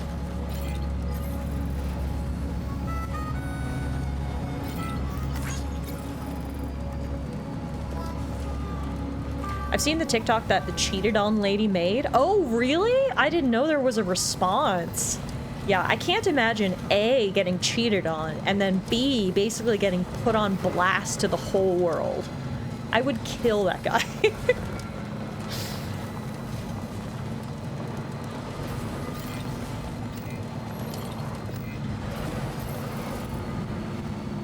There we go.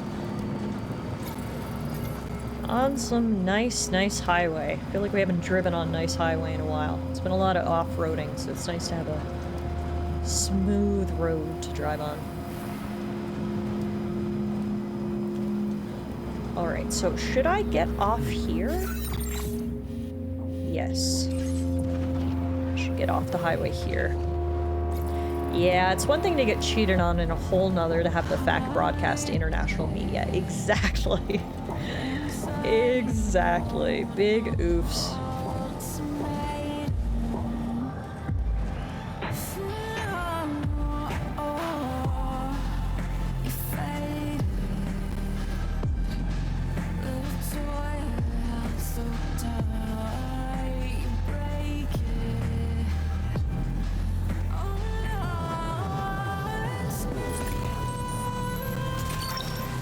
I just picked up something to deliver to Rainy's shelter.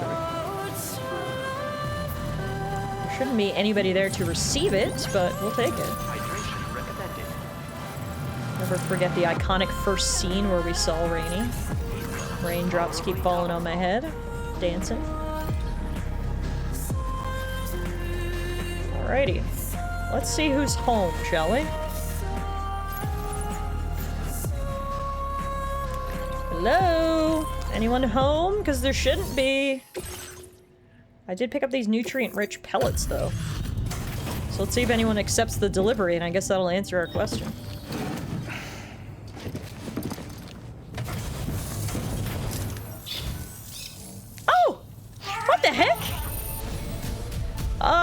Okay, there are not people here. There's someone here. Two someones. There are two rainbow lorikeets accepting delivery. Huh. And they give me likes.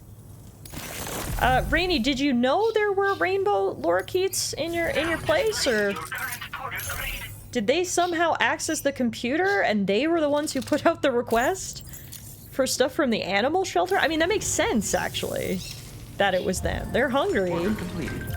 Well done. Yeah, look at this. Rainy says my birds are geniuses.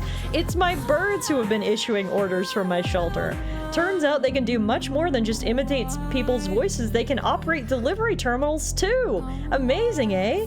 APAS is taking care of the delivery, so they're not causing anyone any trouble either. Could you pay them a visit? I'm sure they'd love to see you. This is incredible! I think we might be looking at a highly evolved subspecies here, rather than particularly smart individual specimens. I'd love to take a closer look sometime. Sam, I want to see you again. Sam, I'm waiting for your delivery. Sam, I love you, Sam. Oh! Oh, okay. I think we've got some avian fans? I don't have anything else to give you, rainbow lorikeets. Wow, this is hilarious. Well, that's that mystery solved. Yeah, the birds are big fans. I'm just glad nothing nefarious is going on. Apparently Rainy just has the world's smartest parakeets, and they're putting in orders for parakeet food. And I mean, honestly, that's brilliant. Self-sufficient parakeets. They're just using Uber Eats and getting all their parakeet food delivered while Mama's not home. If anything, it was a little bit irresponsible of Rainy to leave her parakeets home by their lonesome. What did she expect? They're hungry. And they love me, which is an unexpected side effect, but there it is. Well, that was silly and fun. Speaking of silly and fun, I see E9 redeemed the trash wheel clip, which always glitches the first time we do it, so round 2. There we go. Alrighty. What now? I think we're done for now. So I guess now what we should do is I will take the highway back to West Fort Knott and then take the monorail all the way up to the South Distribution Center, which is where the Magellan is parked. And then we're gonna go check in on tomorrow, which, speaking of, I think I had a message from Fragile about tomorrow's condition. Oh no, we already read that. Right. Okay.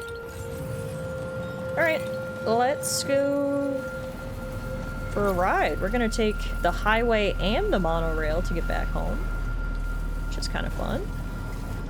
Trying out all the infrastructure that we've so painstakingly built. And then go check in on tomorrow. Thank you for the hydration, Bonnie. Cheers. Ah.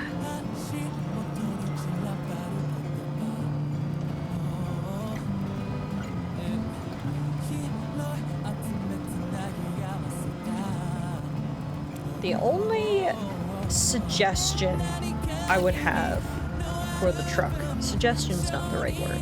If I could change something about this truck, I would just make it a little faster. It's sturdy, it does well in off-road terrain, it has a lot of carrying capacity, it's got some cool upgrades. I just wish it was a little faster, especially on highways, you know? This is the smoothest road we could possibly traverse. But we're going pretty slow. I wish it was a little faster. But anyway. Beggars can't be choosers. We're working with what we got here. Trash wheel number 4 when? Trash wheel. Over 30 and now it's hurdy. Over 30 and now it's hurdy. Can you boost like in the first one? Yes, you can. Today I learned you can boost if you click left stick, which I, for some reason, had never tried until this very moment, so my prayers have been answered. The genie named Brawny Fanta has granted my wish, and the Cybertruck's going faster, so there you go. Noom, noom, noom. Apparently Lou is enjoying the ride, and we got 5 likes from Lou. Lou likes going fast. Tiff, you not trying that beforehand does not surprise me. I've been taking the slow and careful route up until now, okay? I never even considered the fact that I could burn extra battery to go faster, which normally wouldn't be smart, but when you're on a highway and your vehicle doesn't burn battery anyway, then I don't know why I've never boosted before, but better late than never, right? Slow is smooth and smooth is fast. Yes, on the unhighwayed sections of Australia, that is for sure the case. Okay, anyway, now we get the opportunity to fully use the monorail. We're gonna take the monorail from West Fort Knott. Hey, welcome home! All the way up to the F2 South Distribution Center, the full length of the monorail that we now have established. So, we're definitely gonna load our vehicle, of course.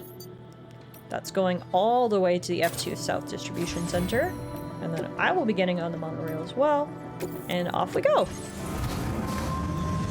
Hi, Lena, did you have fun? She was on the phone, so I didn't even get a chance to ask her how her Galentine's was, but hopefully she'll stop back in. Alana, I booed Tiff's joke for you. I honestly forget the joke, but I did the important part. That's right. That's right. Yeah, she met up with some friends today for a Galentine's lunch. This was my Palentine's plans, and her Palentine's plans were in a IRL setting. Boo. Eating yummy food. That's the only thing we're missing here. We're having a fantastic time today, hanging out in chat, playing Death Stranding 2. The only thing we're missing is snacks. But yes, you guys were my plans. Me and Alana both made Palentine's Day plans.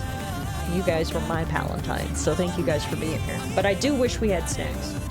It's the only thing. Bronny, you can't make that wish come true, can you? You just told me how to make my Cybertruck go faster. Can you also get me snacks? I honestly forgot this weekend was Valentine's until a bunch of my calls yesterday were wishing me a good Valentine's weekend. I kind of forgot too. I mean, it's not something that we really celebrate, right? If anything, we do Palentine's. Alana made those plans with her friends, which was kind of our clue in that this weekend was Valentine's Day weekend. Because yeah, it's not something that we sort of plan for. Alright, so we're taking a quick stop at the mine.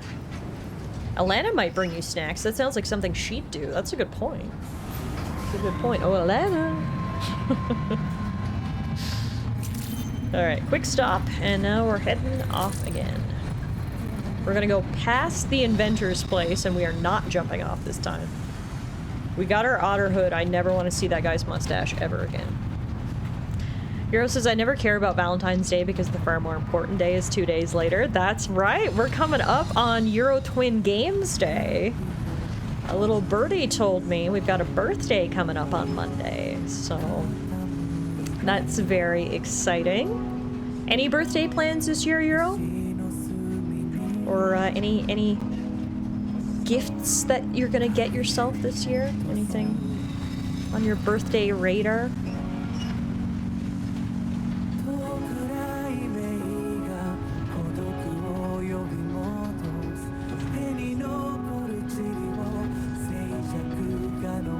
This is nice. I like seeing this part from the monorail point of view. This is the beach and the rivers we were traversing earlier.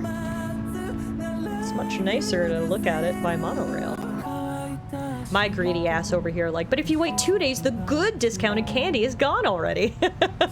I mean, that could be a perk of a close to Valentine's birthday, right? You basically get all the Valentine's Day candy for your birthday. Yeah, honestly, we probably will make a trip to the grocery store tomorrow and take a look at what's on sale. We did that after Christmas this year, but we were too late. We didn't go like the day after, we went a couple days after, and all the good chocolate and Christmas stuff was already gone. So we can't make that mistake this time around. We gotta go the day after. You wait any more than 24 hours and that shit is gone.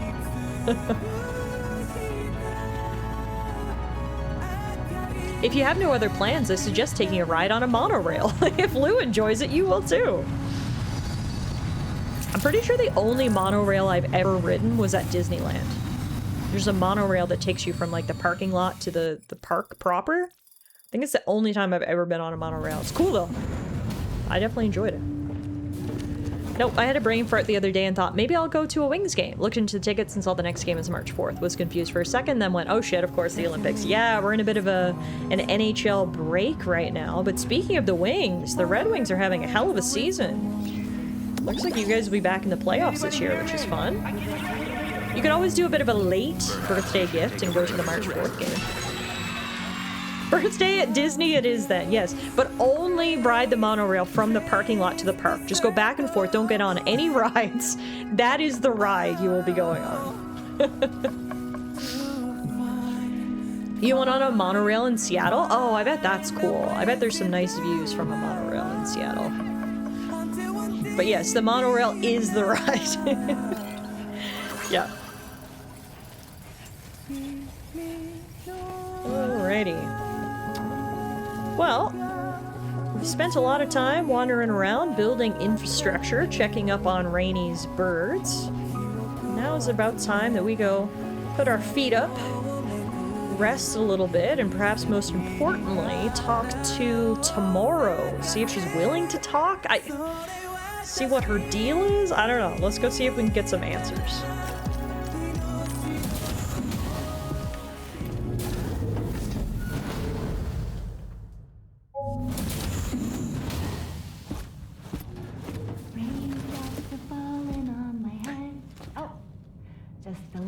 Longer, okay? Raindrops are falling on Wonder what my head. Rainy's favorite song is. And just like the guy whose feet are too big for his bed, nothing seems to fit. Those raindrops are falling on my head, they keep falling. You know this song? So I just did me some talking to the sun. And I said I didn't like the way he got things done. Sleeping on the job. Those raindrops are falling on my head, they keep falling.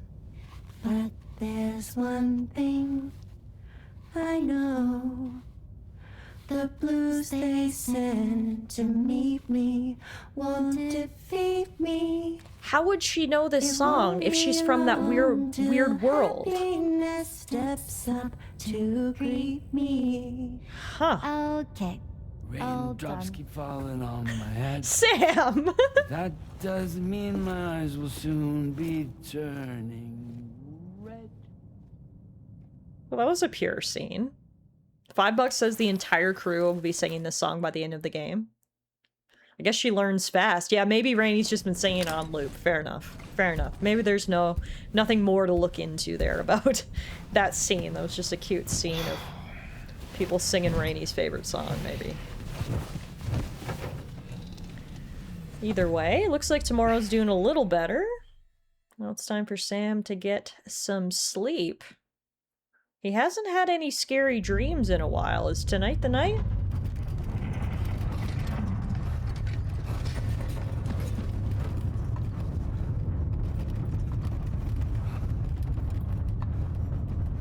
The earthquakes are getting worse and more frequent.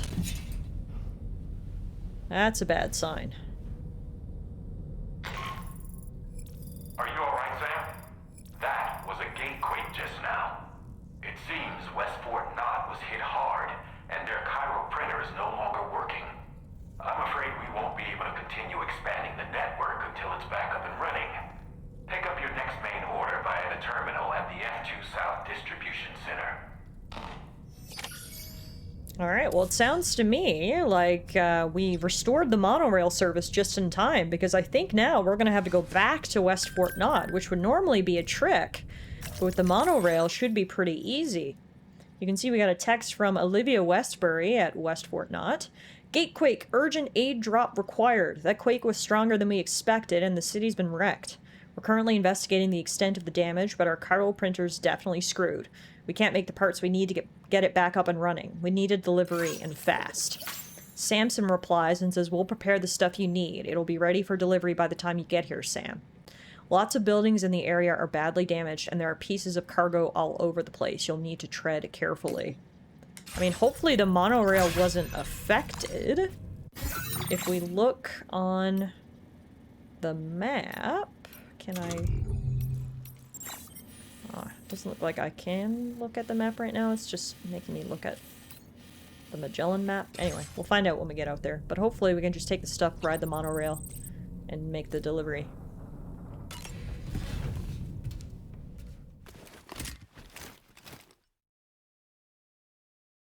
Detroit sports are on the up. The Wings seem good again. The Lions should be good if we get an O-line. Pistons are amazing, apparently. And the Tigers got Verlander back and have one of our top rotations. Yeah, no, Detroit sports, you're right. All 4 of the Detroit sports teams right now are good, which I feel like that hasn't happened in a very long time, so... Happy for you. That's great. Alright. Wow. That's beautiful, actually. The mountain with all the stars in the sky? My goodness. Wow, I had to stop for a second and look at that. Now, let's go grab the order. I guess right now, actually, we can take a look. Monorail seems like it's okay. I don't see anything obviously indicating that it's out of service, but I'm sure we'll find out soon.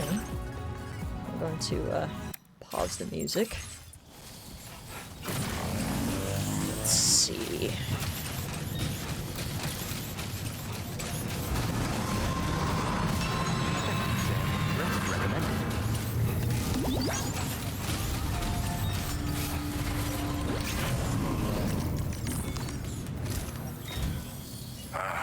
So you made it out okay.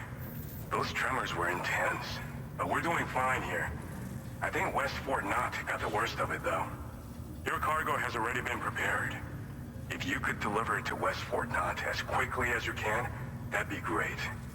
We need to support each other at times like these, so pick up the priority order from the delivery terminal right away. I'm counting on you, Sam. Samson's a real good guy, isn't he? Alrighty. Deliver all aid packages and chiral printer parts to F1. Now, it is a lot. It is 355 kilograms of stuff. That's pretty crazy. So, we've got 1 chiral printer parts, and then 16 aid packages, emergency supplies that have been selected for their versatility, allowing them to respond to any kind of disaster. This package should be just about enough for the residents of West Fort Knott. And then we've also got the parts required to fix the broken chiral printer. So if we load all this into the truck, then put the truck on one of the containers, should be able to get it there easily enough. Load into the pickup off-roader. Wow, it is almost max capacity. We've never once maxed out the capacity for the Cybertruck, but this is going to get pretty close to it. 403 kilograms of stuff. Now, what do I have on my back? All good stuff. Okay, we'll just auto-arrange it so it's better managed. We can check out our APAS enhancements. Let's see.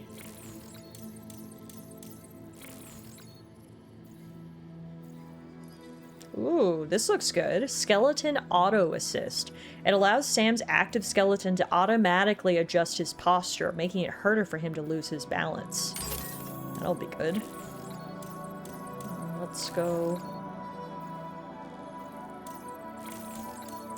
Anything else?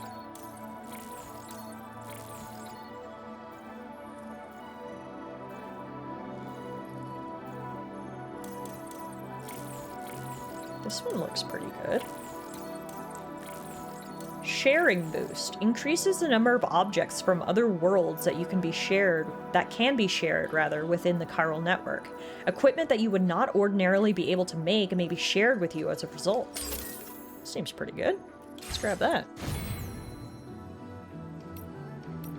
That is one loaded donkey.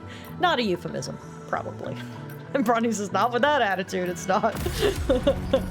Order accepted. Alrighty, I am so glad we took the time to fix up the monorail, because again, this is going to make our life so much easier. So, destination, West Fort Knott. We are going to load our vehicle on board, which has all of the materials. We are going to get on, and then away we go.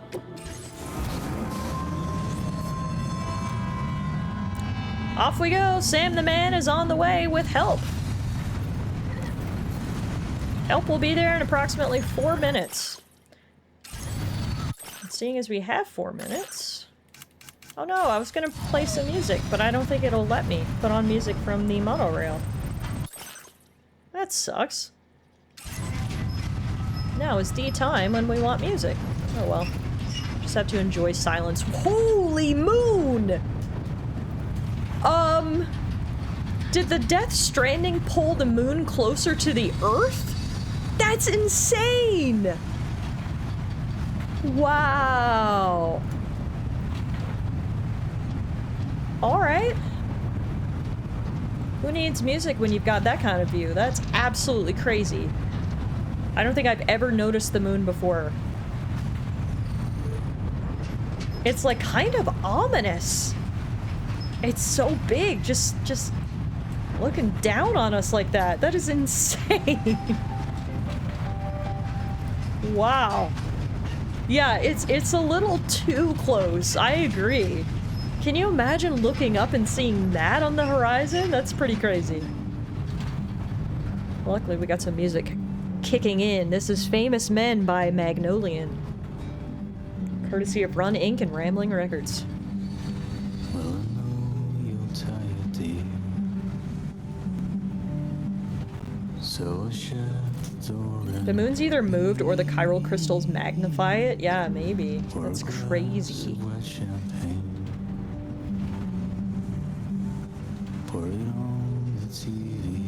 Absolutely crazy. Okay. Wow, you can see West Fort Knott isn't looking good. That's a lot of smoke. Happy Valentine's Day! Apparently Atlanta's on the phone with her mom and dad and they wished me a happy Valentine's Day.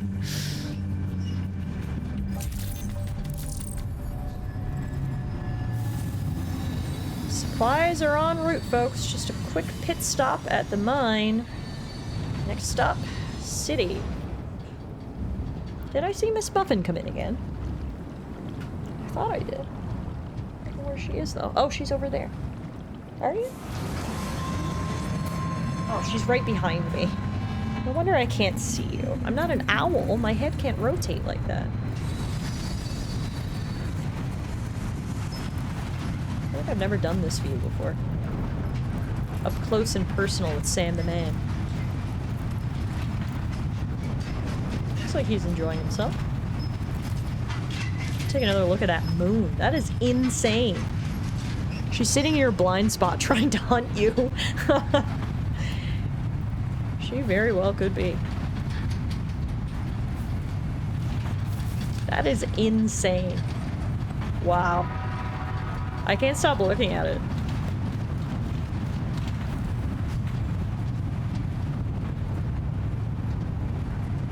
We're almost there.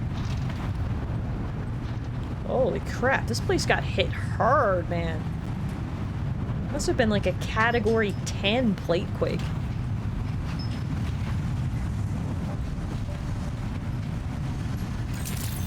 Oh wow, the number of inhabitants has gone down. When we were here earlier, there was over 50,000 inhabitants. So that basically goes to show there were casualties during the plate quake. That's crazy. That's good attention to detail right there.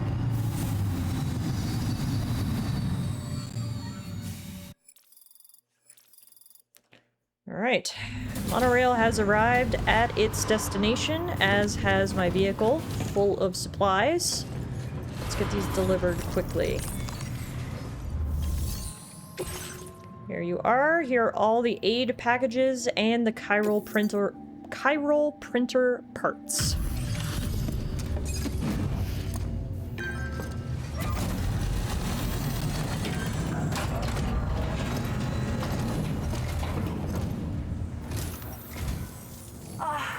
Sam, I'm so glad to see you again. We just got hit by a massive quake. I was afraid you might have got hurt out there, or worse. Anyway, I'll check your cargo.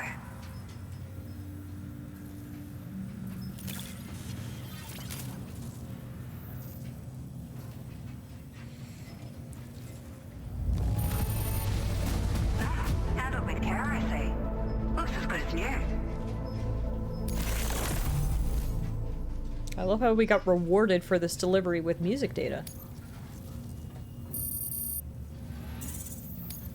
Now displaying your current porter grade. I don't know why my stealth ability went up for making that delivery, but anyway, my porter grade did as well, getting us to 149. Thank you so much. We should be able to get our chiral printer in working order now. I've never felt tremors like that before, not even when the tar currents were acting up. It makes me pretty concerned about other folks living nearby. But at least the monorail you patched up seems to be none the worse for wear. Yeah, thank goodness. Hey, out of curiosity, have you restored any of the other large mines? They'd be a great source of materials if you were ever in need. I haven't seen any, actually. There are a few large mines in the northern part of the continent, not far from where you'll find North Fort Knot. Or where you used to be able to find it, I should say, before it was wiped off the map by a void out. Oh. As for the mines, no one knows if they were obliterated too. But if you happen to be headed that way, you might want to see if they're still around. Noted. You've been such a big help to us. Rest assured, our staff will see that everyone gets their share of the aid packages you delivered. A lot of people are going to be singing your praises before too long. Best of luck to you with everything. Thanks for all your hard work. Everything there seems to be in order. But one cannot help but wonder what other facilities were affected. Anyway, you can pick up your next order from the F2 South Distribution Center. This one's a rescue mission, Sam. A rescue mission? Someone's been taken hostage by the armed survivalists, and we need you to extract them to safety. The survivalists have been known to kill people, so you'll want to take extra care when preparing for this one. Jeez Louise. Oh, and it seems the tar currents have finally stabilized. So the Deirdre Magellan should be able to travel without issue. Call us if you need us. All right, Sam. Good luck. Right. I forgot fast travel was actually out of order for a while, so that makes sense why they weren't able to help me out from before.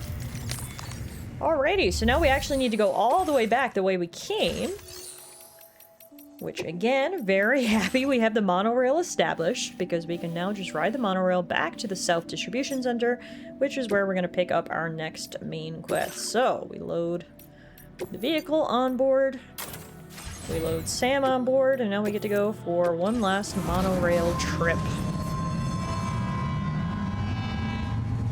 Pack up enough ammo for a brigade and attack head-on? Honestly, I might, especially considering our last mission we were forced to be stealthy. I might just have to get out some of this pent-up aggression and attack this next place head-on. We'll see, though. I have a feeling, though, if they've got a hostage, if this is a rescue mission, this might be another one where we maybe might have to be stealthy. Uh-oh, another gatequake has struck south of the F2 South Distribution Center. Hopefully that didn't cause any damage. Holy moly. The gatequakes, yeah, they're getting much more frequent and much more intense, which is not good, but hopefully all that stuff we just delivered will be helpful. And then we're gonna switch gears. We're going from, delivery missions to rescue missions. I guess we'll find out more details once we get to the next area, but for now, we just get to enjoy the monorail. We're certainly getting lots of use out of the monorail today, which is nice. It's nice to reap the benefits of all of our hard work that it took to get this thing up and running, so.